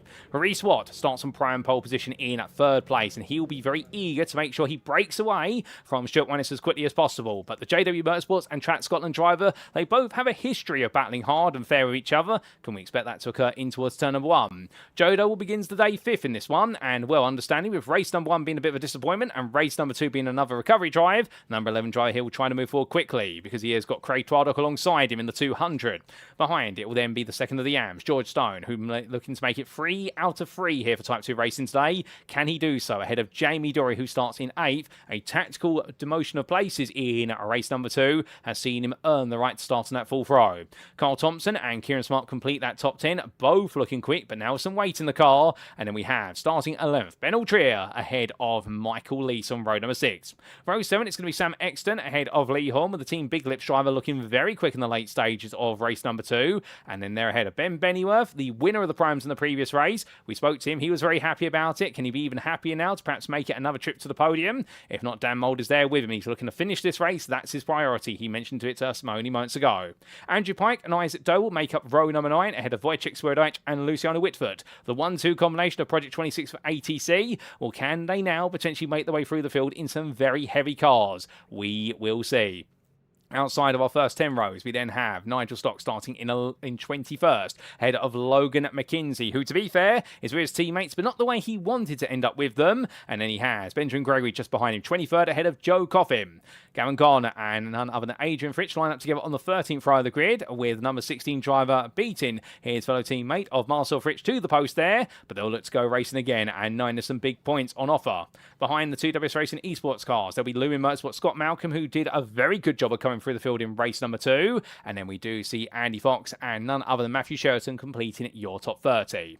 Outside the top 30, starting in at 31st place, it is Sam Smith for Iris Esports ahead of ATEC Tech Racing Sean Dobie. 2 stars who've definitely had frustrating days today, but can they end their day on a high? Matthew Jordan, he'll be looking to peek his way through the field again ahead of Joshua Downing, with Alan McCain and Joseph Wright completing the 18th row behind.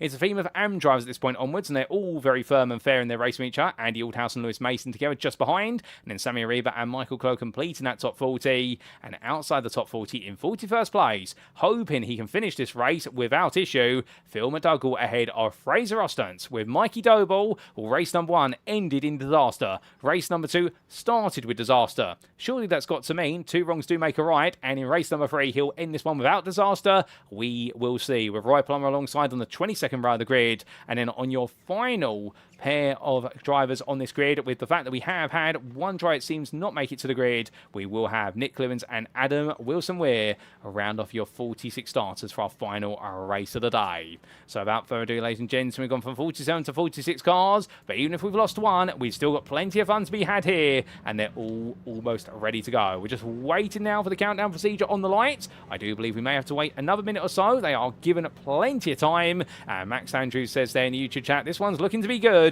And indeed, I think this is going to be a fiery end to the day here. The grid is set. Here come the lights. It's 1, it's 2, it's 3, it's 4, it's 5 red lights. And it's lights and away we go as the sun sets near the volcano of Mount Fuji. But who right now will get off to an eruptive start, and in the end was a brilliant start there for Mark Hughes, takes the lead of the race and now runs down towards turn number 1. Been towards the braking zone, they all come, and as all these drivers do, it's going to be hard on the brakes here as immediately Alex Medivh goes defensive, all coming down hard on the anchors. Somebody coming in blazing hot there behind that. I think it was Michael Lees coming in like a missile and able to get the car stopped in the middle of the road. And in the end, well, all of our 46 cars are through the opening corner. That's beautiful to see. But meanwhile, we come back inside the top 10 immediately here. Stuart Winnis battling with Reece Watt. The prime lead battle that we said could happen is definitely happening as they make their way in towards 100R. Behind George Stone, he's had a good start, already making some early ground. He wants to chase after Mark Hughes, but he's got some work to do. We've got a black flag for Marcel Fritsch. I wonder if that's a jump start, as Alex Meredith, meanwhile, up the inside here of Hughes in towards turn number 6. So coming out of the corner right now, Hughes after a lightning start. Now he's got to decide, does he fight with the pro driver or does he let it go? He's going to fight here. He's not going to back off, and understandable that one. I think The energy's taken over and the adrenaline's with it. But meanwhile, Luciano Witvoet, he's gained 6 places at the start here. He's already up into 14th place as they make the one to the brakes here down to the hairpin. Brilliant start from him. Alex Meredith, meanwhile, has dropped a little bit down, dropping away from Hughes down to 2nd place. But look at this, and Witvoet and Swirydowicz are working together and picking their way through the field quite quickly. Dan Mould, meanwhile, has lost out a little bit behind them as he makes way in towards turn number 13. But Isaac Doble and Andrew Pike are right there with him. Swirydowicz still fighting with Mould, being run a bit wide there, Swirydowicz. And to be fair, Mould gives them the space to rejoin, and Isaac Doble tries to poke his nose on the inside, but the next-gen green driver right now, he can't quite make it work as he heads up the hill in towards turn number 16. He's still fighting, no doubt about it. Mould, he's going to give it everything and try to get one over Swirydowicz if he can. He does so up the rise. Further back, we've got more 2x2 coming through Panasonic Corner. You can see Marcel Fritsch side by side with Matthew Cheverton. And, well, all these drivers together as they make their way down the start-finish straight. Oh, my goodness, what a start. We've got some black flags, however. Marcel Fritsch were black flags, so has Scott Malcolm. I wonder if those are jump starts and they're all coming into the pits. I suspect they are. But meanwhile, from jumping from them to the very back of the front of the field, it is Alex Meredith who retakes the lead in towards turn number 1, with Mark Hughes staying wide on the outside. Stuart Winess is in 3rd, your prime leader, moving ahead of the AM leader now as he gets the better run off the corner. And then it's Joe Doble in 4th place, ahead of Reece Watt, with George Stone in 6th, ahead of Jamie Dory, followed by Craig Twaddock, Carl Thompson and Lee Horn, who complete your top 10. And GBRC here, they've got 2 cars inside the overall top 10 for the first time this season. Can they hold it together? Well, George Stone falling down a little bit as they make the way on through. And I think Stone just running slightly wide. They're coming all the way down through Coca-Cola Bend, but he gets it back together. Further back, Ben Altrier now under pressure from Luciano Witvoet, who's gained another 2 places off camera and in towards the hairpin they go. He's going to try and gain another here on Altrier. Goes all the way at the inside. Witvoet is flying right now as he makes his way on through. Bit of a lock up in front for other drivers. I think that's a Reece Watt. But meanwhile, Alex Meredith right now trying to stop everyone from coming on through here. As you can see, Mark Hughes looking to the inside. We are Stuart White is looking around the outside. It's 3 wide in towards the hairpin. 3 drives of 3 different classes. There's contact. That's going to send one inside. There's a small tap with Hughes, but he somehow survives it to Stuart White as he comes back on. And in the end, they were always going to make contact. And how they've managed to avoid it all going wrong. Well done to them all. Brilliant driving from these drivers. They make the way on up the hill. And well, as they roar the way on through, more to come in, no doubt about it. As we see a bit of side-by-side contact there. One driver being turned slightly sideways. I think that was Wojciech Swirydowicz being given a slight tap. And meanwhile, Carl Thompson there being pushed a bit sideways there as he battles in towards the next bend. And I suspect that may have been a small tap from one of the cars in front of him. But up the hill they come, and as they do, even further contact there. Car going sideways. Luciano Witvoet, he's struggling for grip here. Is Witvoet. He's not being tapped. That's just of his own volition there. And I think the fact he's run so much rear brake bias here to get that Audi to turn. He's still trying to get the tyre temperature here as meanwhile Swirydowicz's teammate now goes around the outside of him. Sam Exton tucks in behind the 2 what is Project 26 cars, and meanwhile everyone right now is trying to place their bets behind the car they want to push them along. But as they come down towards turn number 1, well, this is going to lead to an absolute scattergram of a braking zone, I can tell you that, as Alex Meredith right now leads by half a second ahead of Mark Hughes with Joe Doe behind him. Reece Watt falling backwards, and meanwhile in all the braking here, will all the drivers come absolutely charging in and out the corner, and will roll in the way off of the hairpin. And what we can see is Isaac Doble here. He's literally between a rock and a hard place. Kieran Smart on one side, Sam Exton on the other. And in the end, it is going to be what will be in the look round on the outside there for Doble. Brave move through Coca-Cola Corner. He's going to get both of them to hold them off. And Logan McKenzie sees some space. Can he squeeze his way into it? The answer is going to be no. The American driver here right now trying to look a way through. His teammates been able to make the progress. So he's probably asking himself, well, why can't I do it? But through the left-hander they come, through the hairpin. And as he does so, well, the number 4 driver here still side by side as he makes way on with Dan Mould right there with him. Mould gives him plenty of space into 300R and up towards what will be turn number 11 they go. Onto the brakes, looking one way then the other. Exton battling still with Smart, trying to get back in there. And well, they stay exactly as they were, but McKenzie right now finds himself right in the thick of the battling. It's not going to be easy for him. As we look from there, but a little bit further back, we look to Matthew Jordan here. We've got none other than Red Salmon YouTube saying, let's go, Matt Jordan. And well, he's making some good progress as well. Up to 30th already, up into 14th place in the prime class. His next target, Matthew Cheverton, who is right in front of him right now, heading up the hill. And further back, you can see Michael Clough there going defensive versus none other Nick Clemens, but all over the back of Adam Wilson-Weir, who has been able to get his technical issues resolved, which is great to see. So therefore, it does mean the Type 2 racing driver is back out there in his number 4. Well, that Veloster right now is carrying on, which is so great. It wasn't quite the same without Adam towards was the middle pack of the field in the previous race. He was definitely sorely missed, but he's having to do it all from the back of the field. But he started in 46th place, and he is already up to 31st. He is lightning quick at the starts, he is.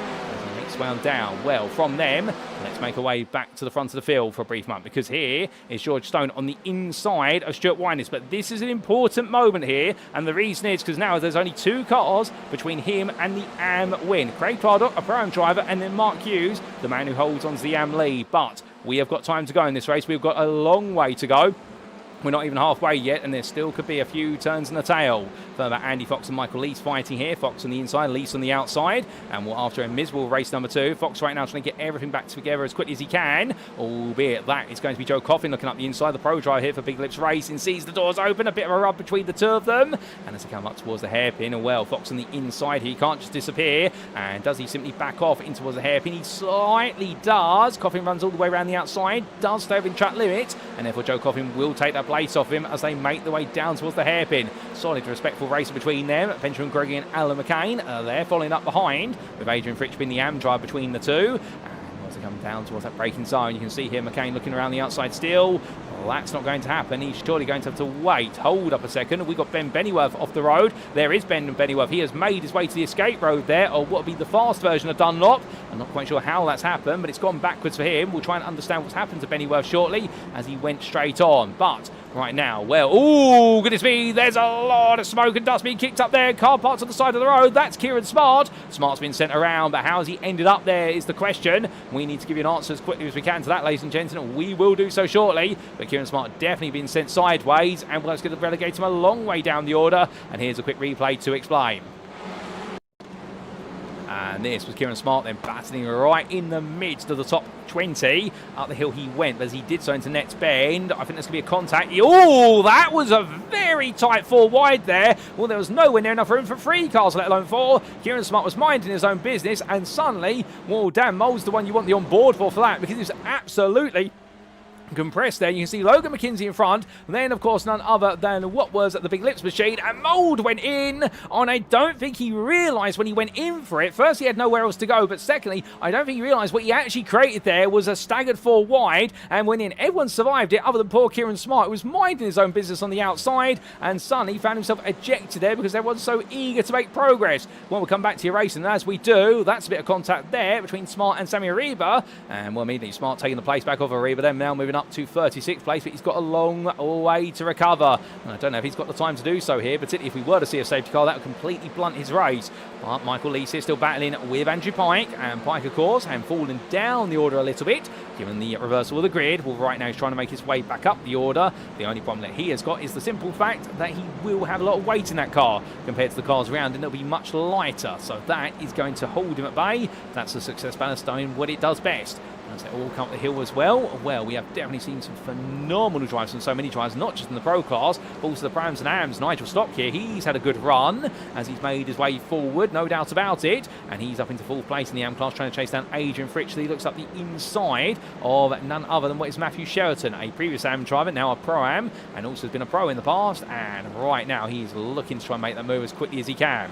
But we need to come back to your leading AM driver, because Mark Hughes, he has been passed by Craig Twardock, and that means he's fallen to 6th. Behind him now is his main and rival, George Stone. Now Stone wants to make it 3 out of 3 here today. Hughes wants to take his first ever class win in his NXTCC campaign. Which one of these two is going to do it? Both of them will be setting a personal record either way. Well, no move at the moment, but meanwhile further back, this is going to become a 3 wide. Here's to get ready for the braking zone. Mould on the left. In the middle, that's Isaac Doble. On the right, it's going to be Ben Trier with Gavin Garner backing up behind him. And in the end, Mould goes defensive as best he can. He absolutely survives it there. Well done to him. As meanwhile, Ben Trier comes back across the road, covers off Gavin Gardner, but Sam Exton still on the outside. And Gardner going for the switch one way, then the other. Right now, it's getting very close. We've got a yellow flag for Mark Hughes. That's a slowdown that he's going to have to serve. Is that going to lose him the lead of the AM class here? He's picked up track limits on the exit of turn number 3. He's going to have to burn that somehow, some way, without what would be George Stone coming through. But he has a bit of breathing room here because Luciano Witvoet has just made his way in between. But Hughes goes out wide. And that's going to bring Woodford to the inside and then the outside as they come down towards turn number 10. And right now, Hughes has still got to burn that slowdown. He hasn't got long left. If he doesn't burn it soon, it will become a black flag. And here they all go under braking. In towards the hairpin. Woodford around the outside. He survives it. Stone tries to go around the outside as well. He doesn't, but he forced out the inside contact there with none other than the car of what was, I do believe, well, that was Stuart Winus making contact with Hughes. And in the end, Mark Hughes has got a black flag. The slowdown, he wasn't able to burn it. And suddenly, Mark Hughes right now is going to have to make his way to the pits within 3 laps. He is going to lose the AM lead at this rate, and he's going to lose so much more. But understandably, in the heat of the moment,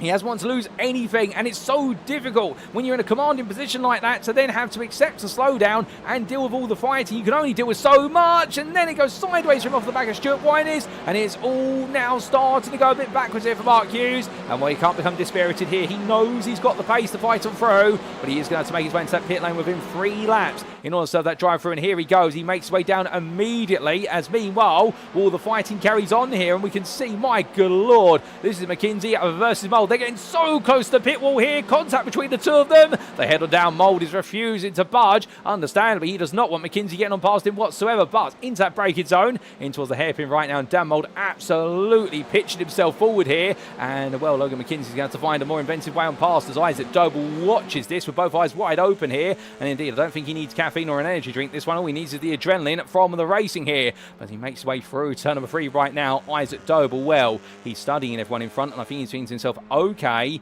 how do I pick my way past them? And the simple answer is, well, he's got to wait for an opportunity. It may come here into turn number 6, should they queue up on each other. In fact, Mould has the better run coming out of 100R, and actually McKinsey falls backwards a little bit. So it causes the battle to just go slightly the other way here. And Doble right now having to be a bit more patient, as we see Time Consumer saying that he feels a mark there in the YouTube chat. Very disheartening to get a slowdown winning the class lead. 100% with you on that, Time Consumer. And, well, meanwhile comes McKinsey, dive into the inside of Mould. They're going to push each other wide. Doble doesn't quite get the switch back he wants there to try and take both of them in the end. And, well, Mould and McKinsey, they have fight each other absolutely brilliantly here as they make their way towards turn 13. Still too wide coming over the apex. So right now, well, Isaac Doble sees, right, I need to get involved here, but Mould's going to put himself surely right on the inside. He knows the inside of the next bend better than anybody else. And, well, immediately Isaac Doble says, right, if I can't take both of them, I'll take one of them. Forces McKinsey out a bit wide. McKinsey rejoins on the inside down to 16, and McKinsey now decides to tuck in. Oh, and in goes Logan McKinsey.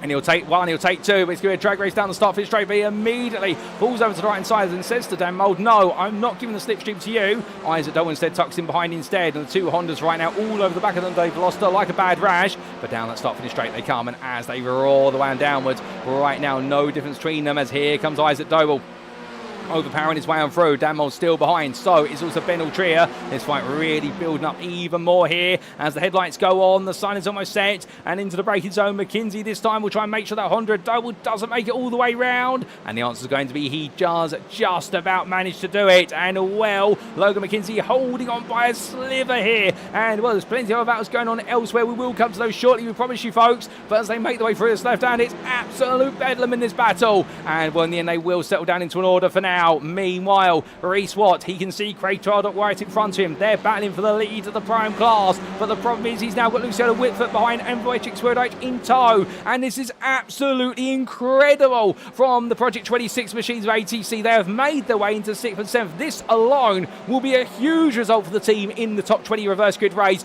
But with this in mind, of course, understandably, they may be able to finish inside the top 5. Could they even win? Well, if something like that happens, they might be able to. Wait, Reece Watt gets it wrong with the braking. He contacts Craig Twardock, and in the end, once he makes way onwards, in fact, that's not Twardock he's made contact with, or is it? And, well, the answer is going to be no. That was, I believe, Andrew Pike he's made haste towards, as right now Twardock gets it back together here, albeit no, it was Craig Twardock. I was right the first time, and right now Twardock with a yellow flag, he's going to have to burn that, and, well, he's been forced to make it happen. That's going to be absolutely frustrating there for Twardock, and he's going to have to burn it, knowing that Reece Watt will gain from it, albeit I wonder if Reece Watt will completely back off. But if so, they've got a bigger problem in their hands now, with Stuart Winers is right there with them, and Winers here, he's the third of the primes in this running order. Well, Reece Watt and Craig Twardock are going to burn their penalties respectively. Well, it's Twardock who does so, and, well, Reece Watt takes the lead of the prime class here, but I think Twardock will be going along to the JW Motorsport garage after this one and saying, can I have a word please, because that's not the way it's meant to happen. Indeed, unfortunately, the way we see the racing occur, well, we can't quite clear those automated slowdowns. They're awarded by the iRacing automated stewarding system. We have no control over them,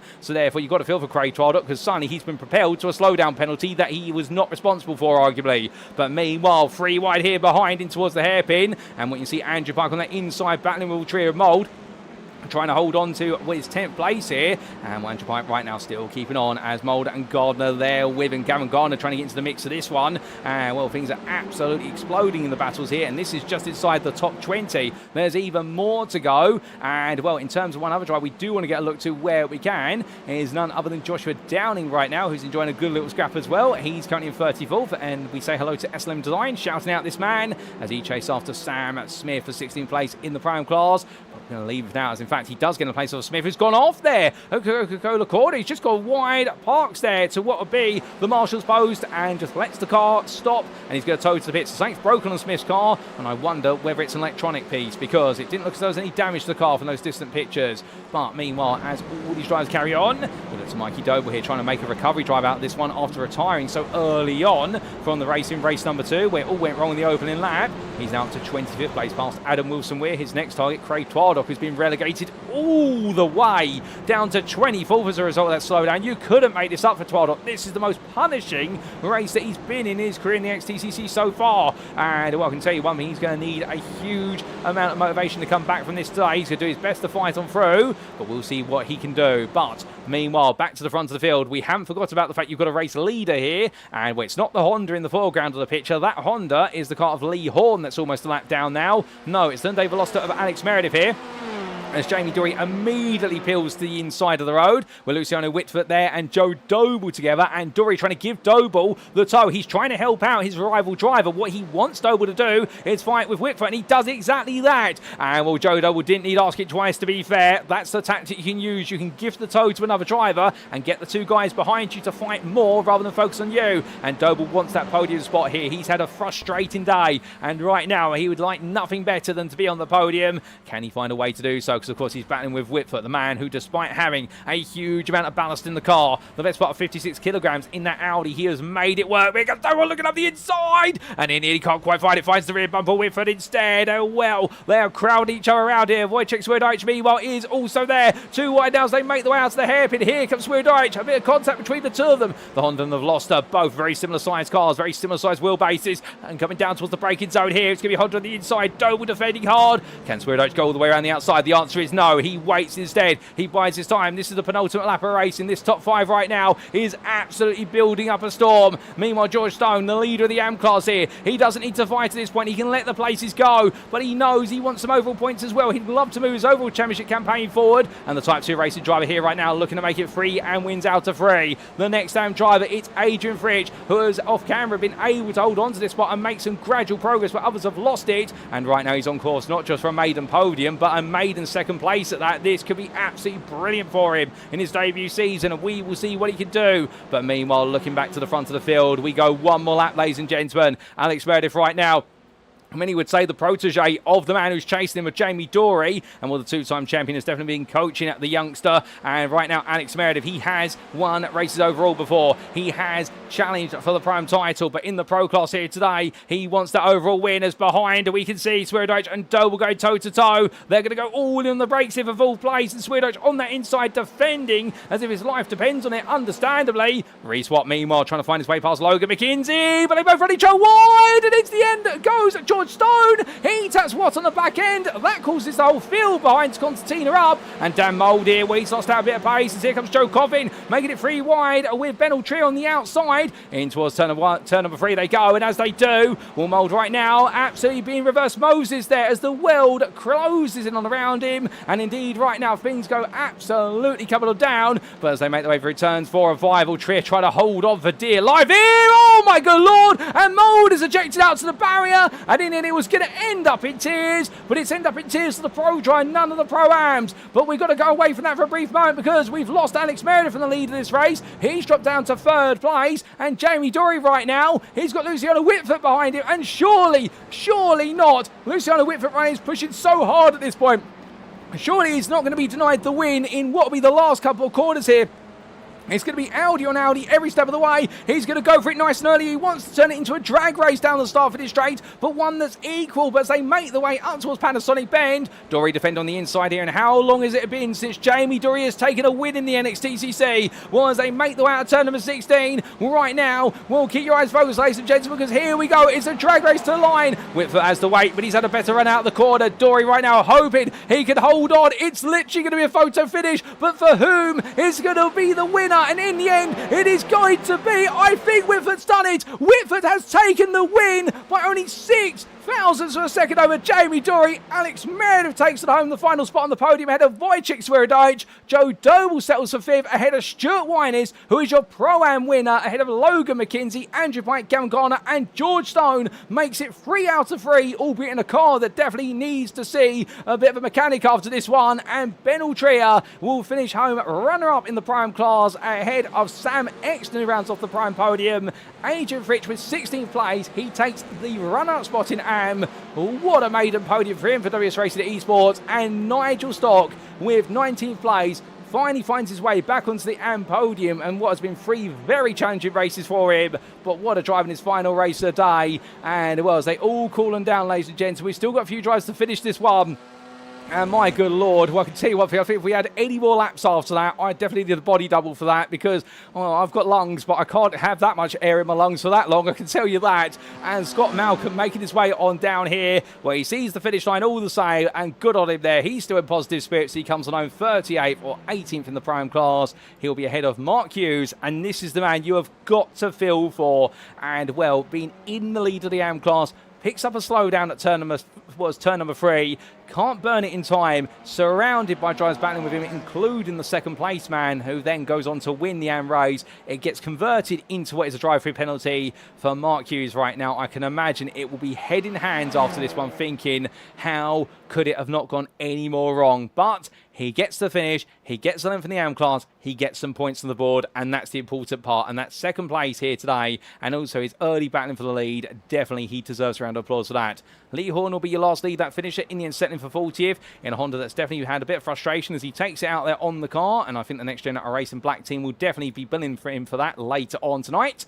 But as our drivers make their way into the pit lane, what an end to the race. 6 thousandths. It's been one of the closest finishes we have seen in a long time in the NXTCC. We have not seen it that close for about 4 seasons, ladies and gentlemen, and what a drag race to line. But Luciano Witvoet making it 2 wins out of 3 here today, and in the top 20 reverse grid race as well. I mean, that in itself, we have not seen a driver come from that far back from what was 20th place to take the win in a long time. No safety car involved, no big shunts, just grinding his way through for Project 26 with AlphaTauri Challenge, and his teammate Wojciech Swirydowicz from 19th made it to what was 4th place. But as they all cool on down, what an incredible final race here. And well, let's take a look to the scenic view, and with it, those race results. And what we can see after an absolutely incredible final 11 laps of racing here today for round number 2 of Season 10 of the NXTCC, sponsored by none other than Doble Motorcycles. Luciano Witvoet coming all the way through the field from 20th to 1st to take the win for Project 26 for AlphaTauri Challenge, and the Dutchman in the end, as listed, in fact, 8 thousandths ahead of Jamie Dory at the finish line, with the NXTGEN pink driver so close to taking his first win in some time, but the Englishman in the end being made to wait just a little bit longer. Alex Meredith took 3rd place for NXTGEN Orange in the end, will be happy to be back on the podium once again, ahead of Wojciech Swirydowicz, who came on through to take 4th place, and now it's a huge 4 points in his back pocket. Behind the Project 26 with ATC driver, Joe Doble took 5th there for Doble Sim Racing, fighting hard with Swirydowicz and a Honda that definitely gave it its all, and so did Joe Doble, and in the end he couldn't quite find a way to beat the Veloster of Swirydowicz, but he was able to stay ahead there of Track Scotland Stuart Wyness, who was 5 seconds back, and most importantly for him, took the Prime win.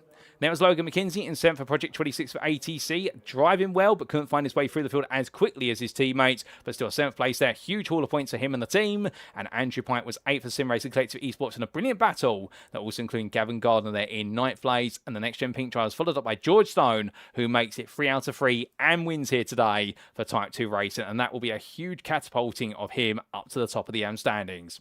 Ben Altria was best of the rest in 11th place for Full Tilt Motorsport, enjoying a good scrap with Sam Exton for the run-up spot in the Prime class, and he managed to get it with the Team Big Lips driver rounding off the Prime podium. And it was Michael East in 13th for JW Motorsports, hoping there was one more lap, and I think he was hoping he might have been able to take his way onto the podium, if not into second place of the class, but he was ahead of Matthew Sheraton by only half a second at the finish line, and then the Aztec Racing driver was followed up by Joe Coffin, who for Team Big Lips takes home the final overall point. Adrian Fritsch finished in 16th place there, runner-up in the AM class, well done to him. He's really come on strong today with progressive performances, just missing out on the podium in race 2, but finally makes it happen in race number 3, and behind the WS Racing Esports driver, it was Andy Fox, who did brilliantly to come through the field to finish 17th for NXTGEN Orange. We didn't really catch too much of that, but he definitely snuck his way through. Head of iRace Esports pair Alan McCain and Nigel Stock, with the Cresta Autosport driver there rounding off your AM podium in 19th place. Good effort from him, and good effort from Mikey Doble as well, who went all the way from the back of the field through to 20th place for Doble Sim Racing, and I think he'd be hoping there was even more laps available in this one. But there was not, and it was 21st place for Carl Thompson for GBRC, 5 seconds clear of Benjamin Gregory, who in turn had to hold of Craig Twardock and Nick Clemens for the whole race, with Adam Wilson Weir and Matthew Jordan on the back of their group as well. It was then Lewis Mason who took home none other than was the full place spot in the AM class in 27th for Full Tilt Motorsport ahead of Ben Bennyworth, with Michael Clough and Sammy Ariba completing the top 30. And the Type 2 racing driver was followed up by his teammate Joshua Downing, of which we do say hello there, so a few more members of his fan club, including S18 RSG and also Joe X3G in the YouTube chat. Good to have you with us, guys. And then we did just see behind Downing Kieran Smart, Fraser Ostens, Reese Watt, Roy Plummer, Andy Aldhouse, Sean Doby, Scott Malcolm, Mark Hughes, and Lee Horn to complete your top 40. And outside that top 40, let's not forget about them. It was Dan Moulding in with that unfortunate incident coming out of turn number 5 that saw him propelled to the barrier and finish a lap down as classified. There was also a lap down for Joseph Wright and Marcel Fritsch, with 3 laps down for Phil McDougall and Sam Smith, and Isaac Doble there as well. 3 laps down, but everyone classified as a finisher. Well, with that, ladies and gentlemen, that concludes our racing here today at the Fuji International Speedway. What a round of racing, no doubt about it. And well, we're going to try and catch our breath in the next 5 minutes, but we do return for our post-round interviews. Don't go anywhere, because whilst the circuit may have fallen silent and the engines have gone off, we're going to be talking to the powerhouses behind the wheel of their cars, the drivers, and getting to hear their thoughts on what's been an absolutely action-packed 3 races this round. We'll be back very shortly for those interviews.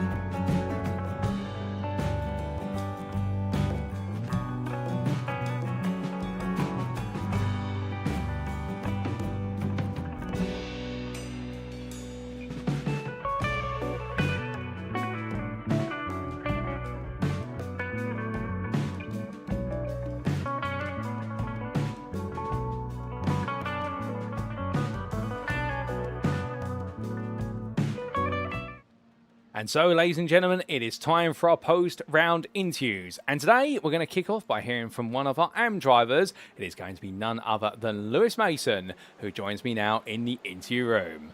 Good evening to you, Lewis. And well, what a day it has been for yourself. Not quite perhaps the highs of winning at Silverstone last time out, but to be fair, a podium, a 10th place and a 4th place, a good bundle of points. You must be happy with that. Yeah, I think as a whole for the evening, it was a better than Silverstone. I know I didn't get the class win that I hoped I'd get, but I think the 2nd and the 4th makes up for a win and barely anything in race 2 and 3 at Silverstone.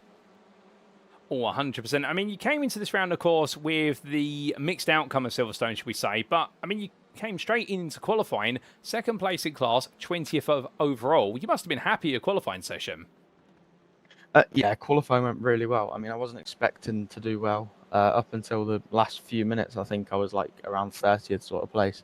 And then just out of nowhere, I got a bit of a toe down in towards turn 1. But then after that, the guy pulled over. So I thought, oh, this lap's a bit done.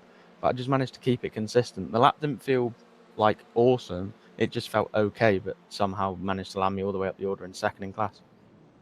So 2nd in class, and with regards to this Fuji circuit, I mean, you look very comfortable at this circuit, it must be said. Is it a circuit that you enjoy? Honestly, that final sector is the bane of my existence. I hate the final sector at this track, especially in a front-wheel drive. It just never, doesn't feel right, but I didn't mind the rest of the track and somehow had pace around it, so we'll take that. Oh, 100%. I'll agree with you on that. Finding the pace and finding it so quite nicely as well. But into race number 1, we saw you lose some places with all the battling around you, but you still managed to finish in 3rd in the class in the end. What was it like being in the mid-pack? Because it must have been very tight on the opening lap. Yeah, I mean, opening lap around this track is always a bit hectic when you've got the chicane and you've got turn 1, obviously, everyone's backing off a bit. Especially I think it is at turn 2, the fast left-hander. That one's terrifying, especially on lap 1 when everyone's around you. And sometimes someone will chuck it up the inside and you don't really know what to expect from that either. Well, you never know what to expect, but to be fair, what we got to expect from yourself was some absolutely brilliant racing, and you fought hard for the podium there. I mean, you must have walked away from race number 1 thinking, you know what, race number 2 now, I should be able to do that again, albeit with a bit of weight in the car. Yeah, I mean, after how race 1 went, I thought race 2 could go even better. I had the pace, had the consistency. I just needed to see where it could go. It didn't quite work out, unfortunately, in race 2. What exactly went wrong? I'm not sure whether the stream picked it up, but on race 2, lap 1 at the chicane, someone got spun round, and they got spun round at the exact same time as I was coming into it, and we kind of like kissed, if you want to put it like that. So we just kind of went nose to nose, and I was kind of locked in there. Tried reverse, and somebody was up my arse end as well. So it just kind of paused me there until they'd moved.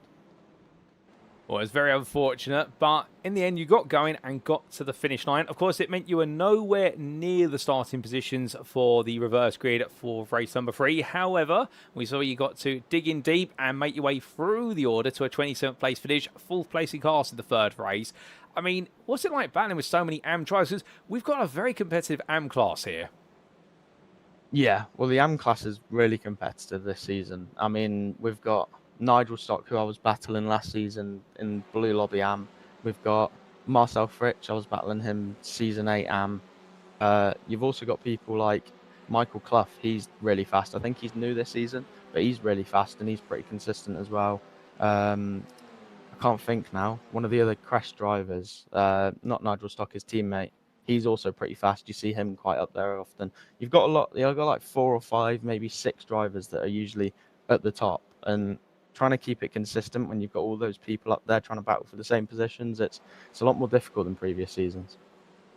Oh, 100%, but still able to make your way through gradually, and in the end, whilst you still had a lot of pace in you, I think 4th place was the furthest you could go, because after that it was a wall of primes that awaited you. I mean, when you look back, like you were saying earlier, a 3rd, a 4th and a 10th, some great points on the board, and, well, after 2 rounds it sets you up nicely for what's to come, surely. Yeah, well, main thing this season is just trying to stay consistent. I think my main problem with previous seasons, where I finished 2nd in class overall and 3rd in class, has purely been just inconsistently over the season. Like I'll have really good pace for a round, but then just going for stupid moves or say trying to battle a pro-am when I don't really need to battle them, like it's not gaining me much from it, and then losing time or losing positions because of it. So my main focus this season is just trying to stay consistent, not make any silly mistakes, and see where it lands me halfway through. Well, fair play. Well, consistency could be very valuable next time out, because in 2 weeks' time we head to a new circuit on our schedule, Portland International Raceway. What can we expect from you there? I actually need to buy the circuit. I've not turned a single lap at it, but I think I'm going to buy it tonight, and then this evening I'm going to have a look at some track guides, some onboard track guides, see what I'm doing around there, see where the track goes, sort of thing. All fair play, getting in some practice nice and early, or they say the NXTCC never sleeps with regards to the grid, and you're definitely living up to that adage. But just before we do let you go, Lewis, is there anyone you'd like to give a shout out or a thank you to on the broadcast? All the guys at Full Tilt. I mean, obviously I've been with Aztec for the past few seasons. I thought I'd switch it up, but they've been so nice to me. When I asked to join, they didn't have a single problem with it, and like tonight we had a couple of guys spotting and everything. It's been really good. They've been really welcoming. Oh, fantastic. That's so nice to hear. And the fact that you're fitting in very nicely to your new team. And I can imagine they're over the moon to have you. And with that, Lewis, well, it's been an absolute pleasure to have you join me in the interview room. Congratulations on your performances today. Race number 2 may have been a bit of a blip, but you definitely impressed in qualifying and races 1 and 3. We'll see you at Portland in 2 weeks' time to see whether that practice makes perfect and you can be back on the top step. But until then, my friend, have a great rest of your evening. Thank you very much, Paul. So here in there, ladies and gentlemen, from a happy and rather content Lewis Mason. In the fact, in the end, things went well for him, and he was quite pleasantly surprised with his qualifying performance with regards to how high it put him up the order, albeit couldn't quite touch George Stone, but to be fair, I don't think anybody could. But in the races, well, we saw him lose out a little bit, but mention there the fact that around the circuit, particularly on the opening lap, it really is so cramped together with so many cars out on circuit, and a circuit that he refers to as the bane of his existence, particularly the final sector, and well, to make sure he finished 3rd in the end, definitely a great achievement. As for then race number 2, it didn't go quite all right, unfortunately, because of the incident that occurred down at the turn 10 hairpin, when then he was face to face with another car, got locked in and could go nowhere until the field had cleared. And I do believe we did catch a good chunk of that. But then in race number 3, we went for broke and made his way up the order as quickly as he could. And 27th was where he'd finish, and 4th place in the AM class. A good end to the day for the Full Tilt Motorsport driver, who's definitely settling in his new team. And I think they'll be very happy with the results he's brought them so far over the opening 2 rounds. But with that, ladies and gentlemen, more interviews are to come. We'll be back within 10 seconds for our next interviewee.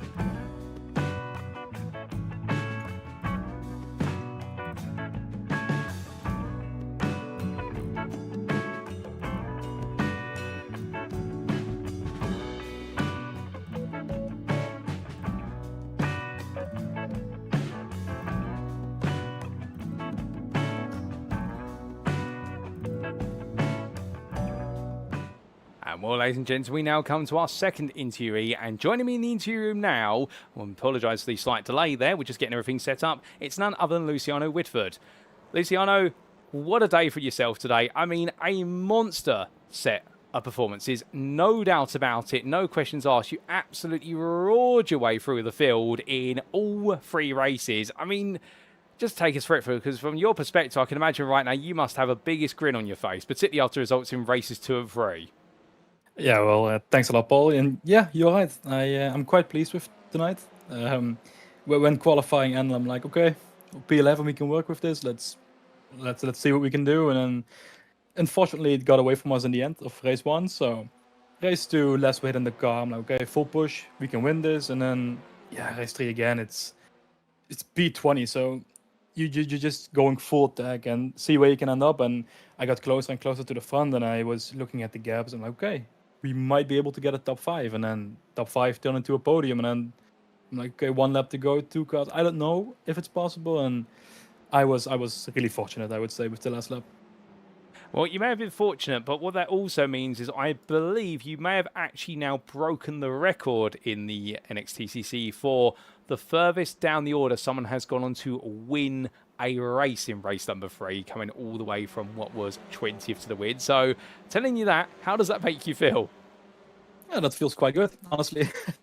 I think it's also the first time that it actually all paid off. Like nothing really went wrong in that race. I had one tiny moment where I went sideways coming out of the last corner, and I figured at the end of the race, where I was still like P5, P4, I'm like, yeah, that mistake cost me the win. And like I said, when I got closer and closer to the front, I just realized, okay, every opportunity I get, I just have to go for it.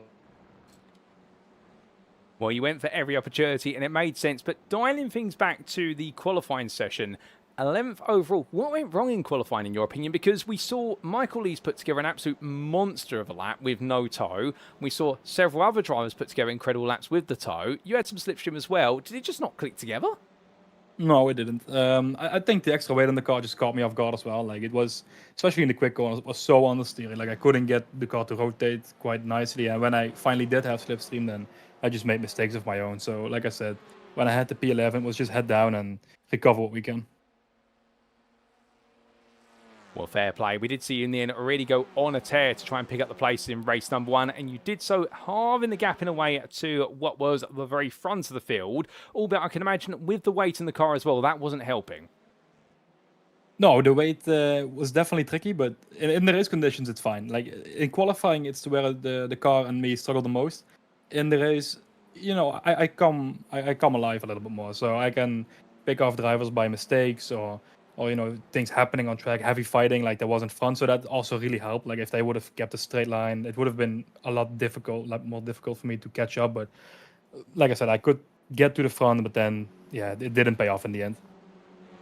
Well, in race number 2, we saw you make some huge progress early on in that one. And in the end, it did look as though it was going to be a 1-2. But which way would it end? We saw yourself and Wojciech make a break early on. And after that, I mean, the dynamic between you two is absolutely brilliant. You both get into the lead together, and then suddenly it's all gloves off and going battling.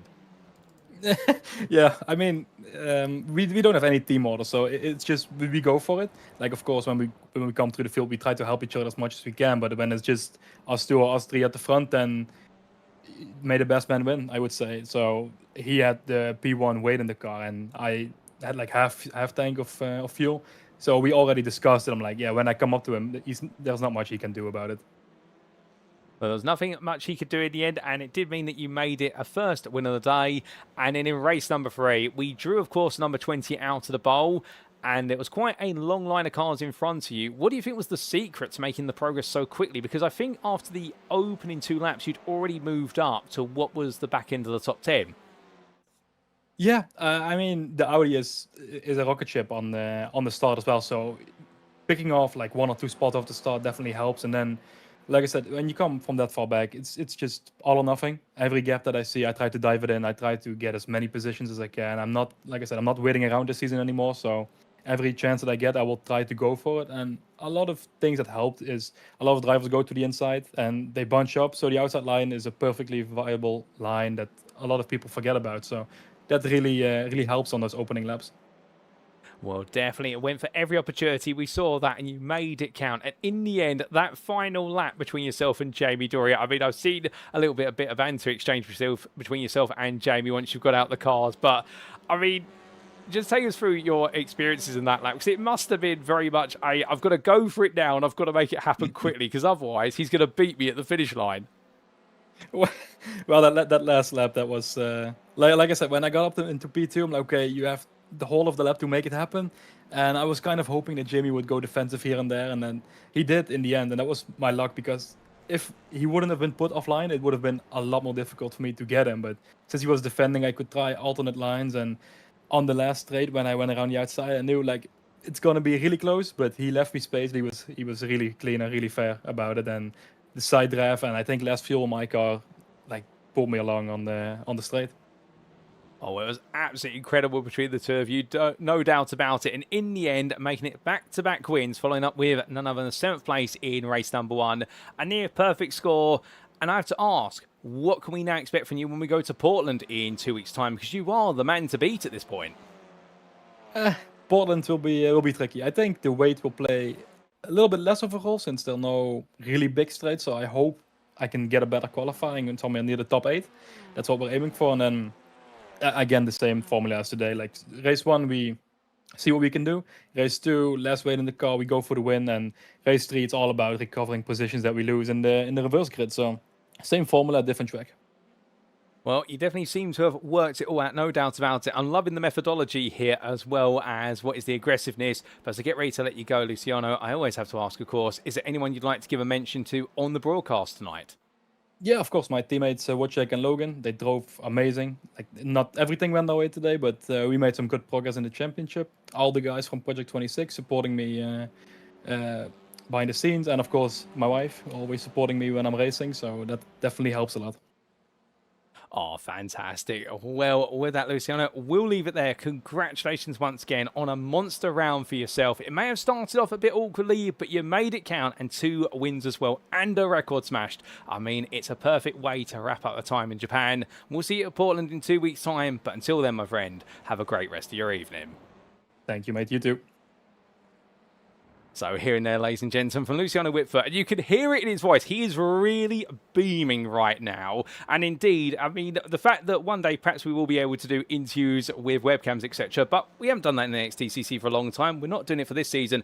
But you can just hear it in a driver's voice in when they've had such a good night. And for Luciano, well, now the big question is, what does it take to stop this man? Beyond him being involved in an instant understanding, which we never want to see, but with the fact that qualifying, it all seemed to not just go quite right, things didn't click together. Race number 1, and the weight in the car, he was able to offset it to a degree, but once the weight had been pulled out of the car in race number 2, suddenly he was absolutely storming, and in the end his own teammate Wojciech Swirydowicz could not find a way to hold him back. And in race number 3, well, a very heavy car, but he just dove into the spaces as they arose, picked his way through the field one by one, and in the end, well, he was glad that Jamie Doble went defensive when he did on the final lap, and it led to the epic drag race which saw Luciano Witvoet take the highest ever starting position in the order and win the race. No doubt about it. That's a record broken from 20th place. The previous record being, I think, was from 16th place by drive. I think, in fact, that was held by Mikey Doble the best part of 3 or 4 seasons ago. But Luciano Witvoet has made it happen. And, well, ladies and gents, but what else can he make happen at Portland? We will see then in 2 weeks' time. But more interviews to come, no doubt about it, and we'll be back once again in a very short order to get our next interview in.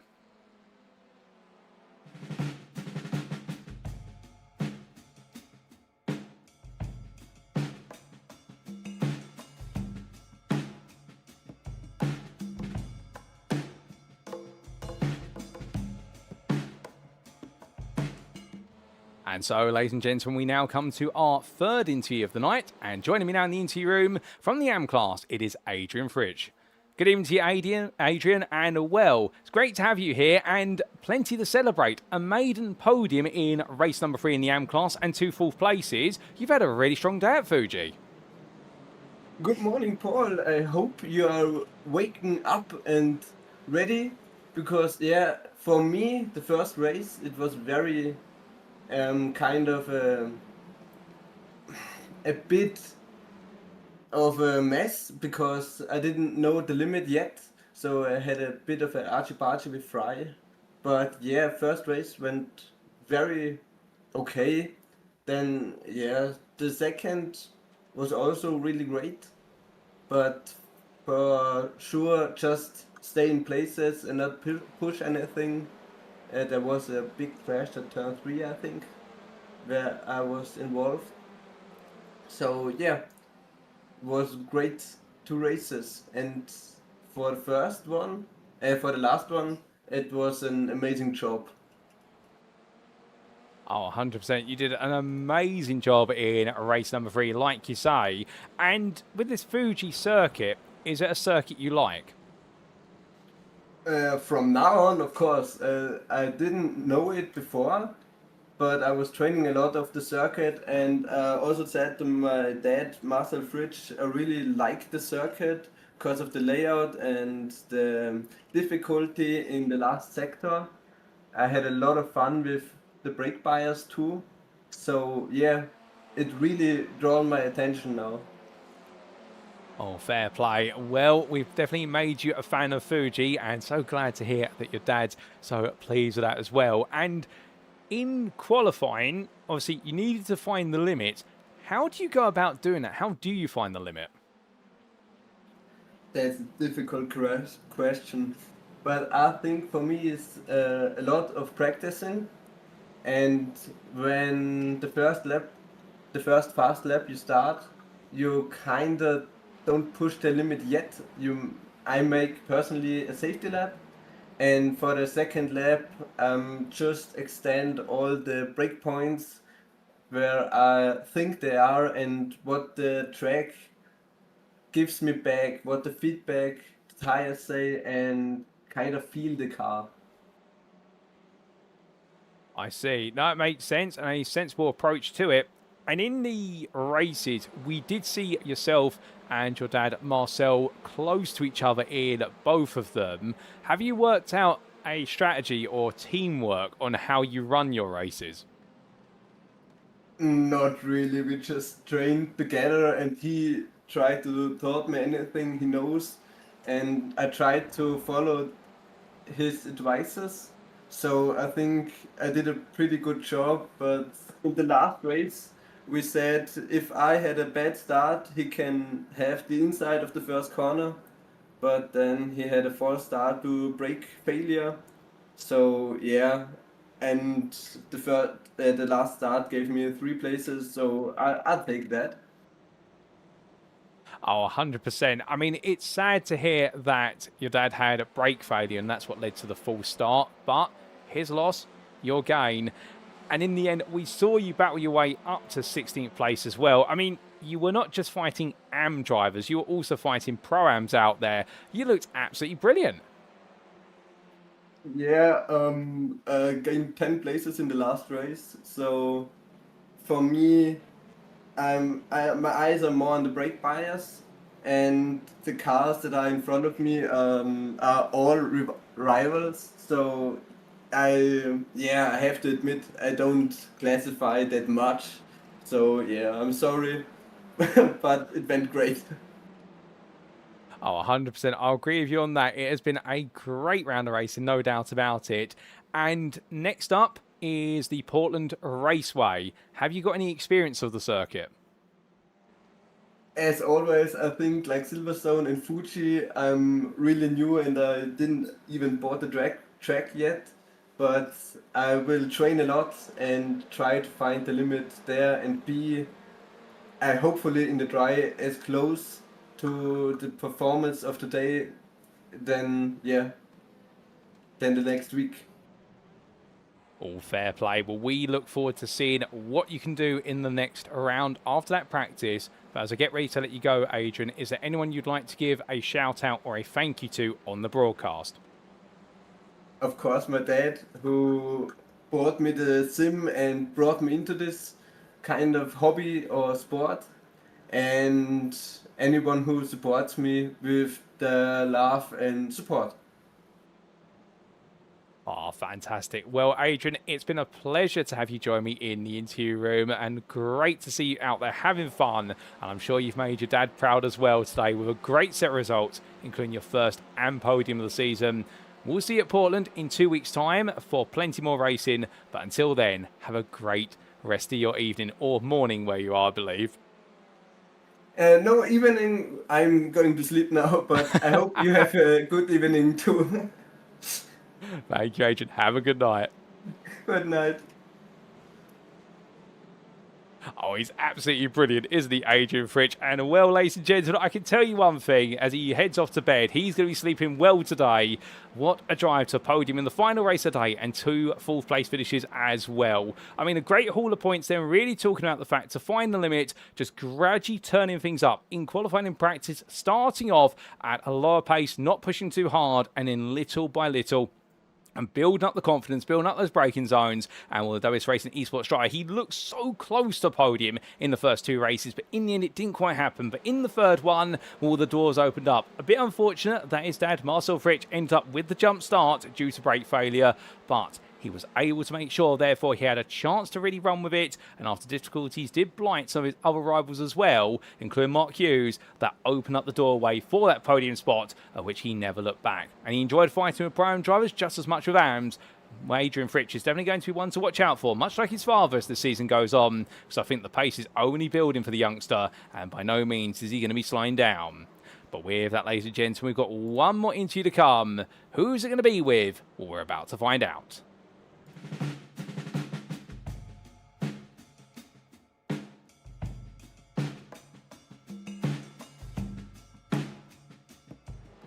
And so, ladies and gentlemen, for our final interview of this evening, we're going to be coming to none other than your three-time AM winner today. It is George Stone. George, good evening to you, and well, one word to sum it all up, surely. Perfection today. You must be absolutely chuffed to have taken all 3 AM wins. Thank you, Paul. Yeah, it was quite unexpected. I can't really believe it, to be honest. Well, unbelievable is one way to describe it, but it did look as though it was starting off in a bit of a rocky fashion. 21st overall in qualifying, 3rd in class. Were you a bit disappointed, perhaps, that you weren't on pole? Yeah, it would have been nicer to be a little bit further forwards. It was quite hard trying to get the lap 100%, to be honest. Yeah, the tyre I thought was really important, so it's just trying to get behind the right person and hopefully help them drag me along a bit. Oh, absolutely fair play. Although, from your perspective as an AM driver, I'm curious to ask, our qualifying order, we saw the top 35 separated by a second. And obviously, from your perspective as an AM, it's normally, the idea is you're looking to constantly improve, find some pace to one day become a Pro-Am. I mean, does that really sort of highlight in a way the fact that, for yourself, it's not just temps, it's hundreds or thousands that will be making the difference as you go through the season? Yeah, no, I have noticed it is very, very tight amongst the field, isn't it? So, little margins here and there. Well, fine margins, but in race number 1, where it went wrong for others, you very quickly found your way to the front of the field. I mean, it must have felt as though everything had just clicked together in race number 1. Yeah, it was nice to have a nice smooth race. Obviously, after Silverstone, that was a bit of a rocky start. But yeah, this time it seemed to work out a lot better. Oh, 100%. And going into race number 2, I know we spoke to you just before it and you were saying about getting used to the weight in the car, but it looks like the weight in the end didn't really serve to slow you down. If anything, I think it made you just go faster. No, it was, yeah, you could definitely notice it to a degree, but it wasn't as bad as I thought it would be. I thought there'd be a bit more understeer to the car, but it still felt fairly balanced and obviously I could keep going. And so you did in the end, taking the win in the race. And in terms of the competition that was around you in that one, well, not too much pressure on by looks of things until the very late stages. But, of course, what it did mean is when we made our way to the grid for our final race of the day, top 20 inversion, it would see you start in what was 7th place, if my memory serves me correctly. When you think as though, you know what, let's make it 3 from 3. I was hoping that would be the case, but it was more just see what happens. Obviously, I could see I'd Mark in front, so I was just try and get as close to him and see if I could work my way through. I think he had a bit of bad luck, unfortunately, and then it's just a case of staying with everyone and, yeah, keeping a bit of slipstream. Oh, indeed. And, well, unfortunately for Mark, it was a slowdown in the end that actually got converted into a drive-through penalty because he couldn't burn it soon enough. As we look back at the pictures of you guys fighting, you taking the win eventually on the broadcast currently, I just have to ask with regards to that, I mean, was there perhaps a plan in mind as to when you would try to pass? And was it pretty much just get as close as possible, as quick as you could, and just find your way through? Because 11 laps around here, it's quite a lot. Yeah, no, it was more just, to see if I could get onto the back of him. Obviously, I didn't know what setup he had. He had a really good start and he was holding right near the front. And then I noticed he did start to drop back a bit. I think it's sort of when one person gets through, everyone starts pouncing. And then, before I knew it, I was behind and I was planning on trying to make the move into turn 1, use the toe. So, yeah. And went your way in the end, and with it, as the race came to a close, we saw you not just take a 3rd win in the row, but also a 10th place, which means that you've earned yourself overall points in all 3 races. I mean, this must feel like a dreamlike round for you. Yeah, it's fantastic. Yeah, I'll be in shock for a little while yet. Oh, brilliant. Well, we have to ask the question, and do you think you can repeat this again when we head to the Portland International Speedway in 2 weeks' time? We'll certainly give it a go. It's a much narrower track, isn't it? So, yeah, I'm sure it'll be more difficult than here. Not that this wasn't, of course. Yeah, there's far more room around Fuji. So, hopefully we can keep it clean and bring some good points home again.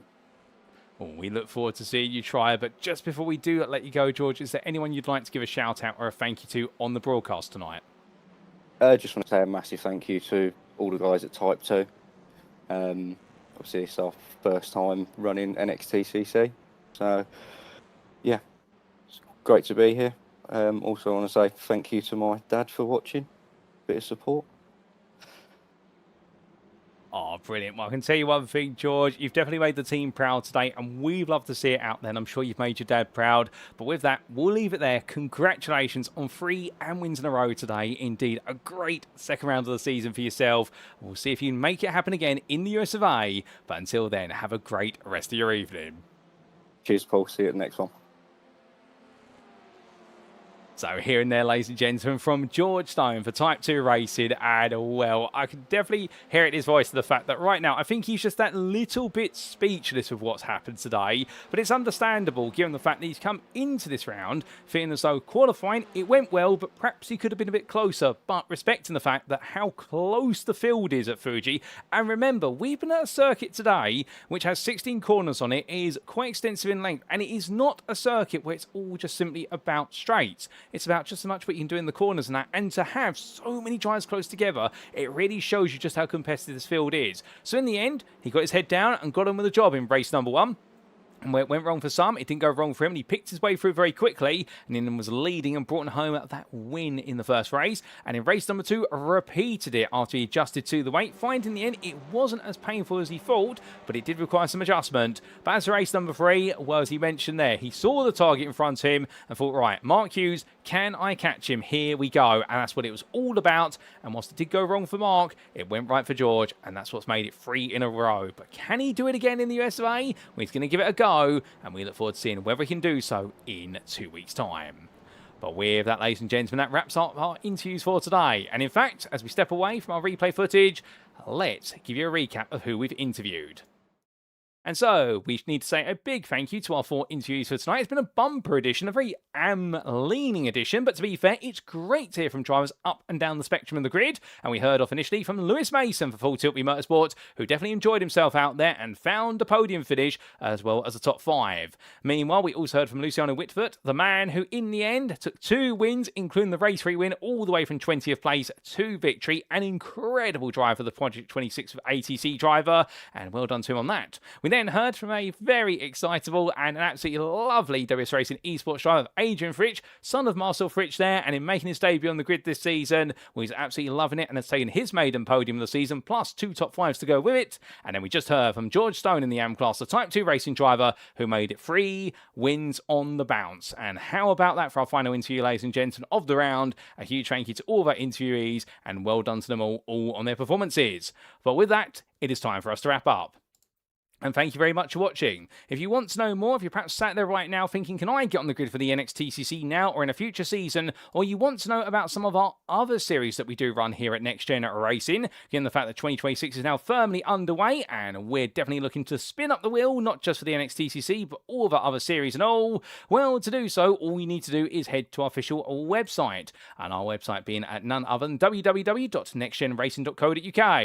And if you do head to our website, which is appearing on screen now, well, there you can see it. You can find out all the latest information with regards to the Next Gen Racing community, including our series information of current and ongoing and upcoming series, and also how you can get on the grid with us and join our official Discord, the beating heart of the Next Gen Racing community. Indeed, there's never been a better time to be on the communities panel, because of the simple reason, the fact that we're always open to drivers, whether you are a rookie all the way through to an esports professional. But if you don't want to necessarily go to our website, perhaps you're more of a social media person, well, of course, you can always go to our Facebook group, and that's at www.facebook.com/groups/NextGen Racing. And there you can get to know the guys and girls who run NextGen Racing behind the scenes, including what they do not just on the virtual circuit, but also on the real life circuit, where several of our staff members and administrators, being track marshals, alternative race stewards, or racing drivers.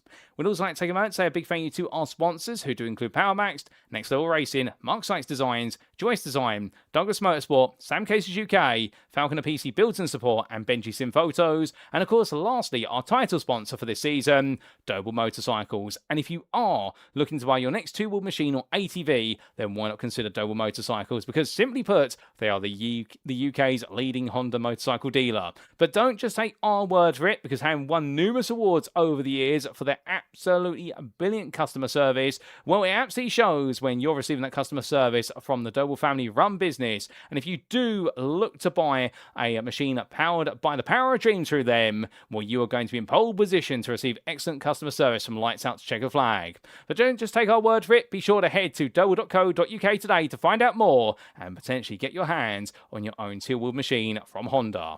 But with that, ladies and gentlemen, well, we turn our attentions to next time. And next time up, we make our way into February for round number 3, and it will be a debut for the Portland International Raceway here in the NXTCC. And what can we expect at the fast-flying but very narrow American circuit? We have to tune in then on Tuesday the 10th of February to find out. But until then, we have been Next Gen Racing. I've been your host and commentator, Paul Walsh, and until next time, remember to stay safe, stay well, stay smiling, and most importantly, ladies and gentlemen, as always, remember to stay on track.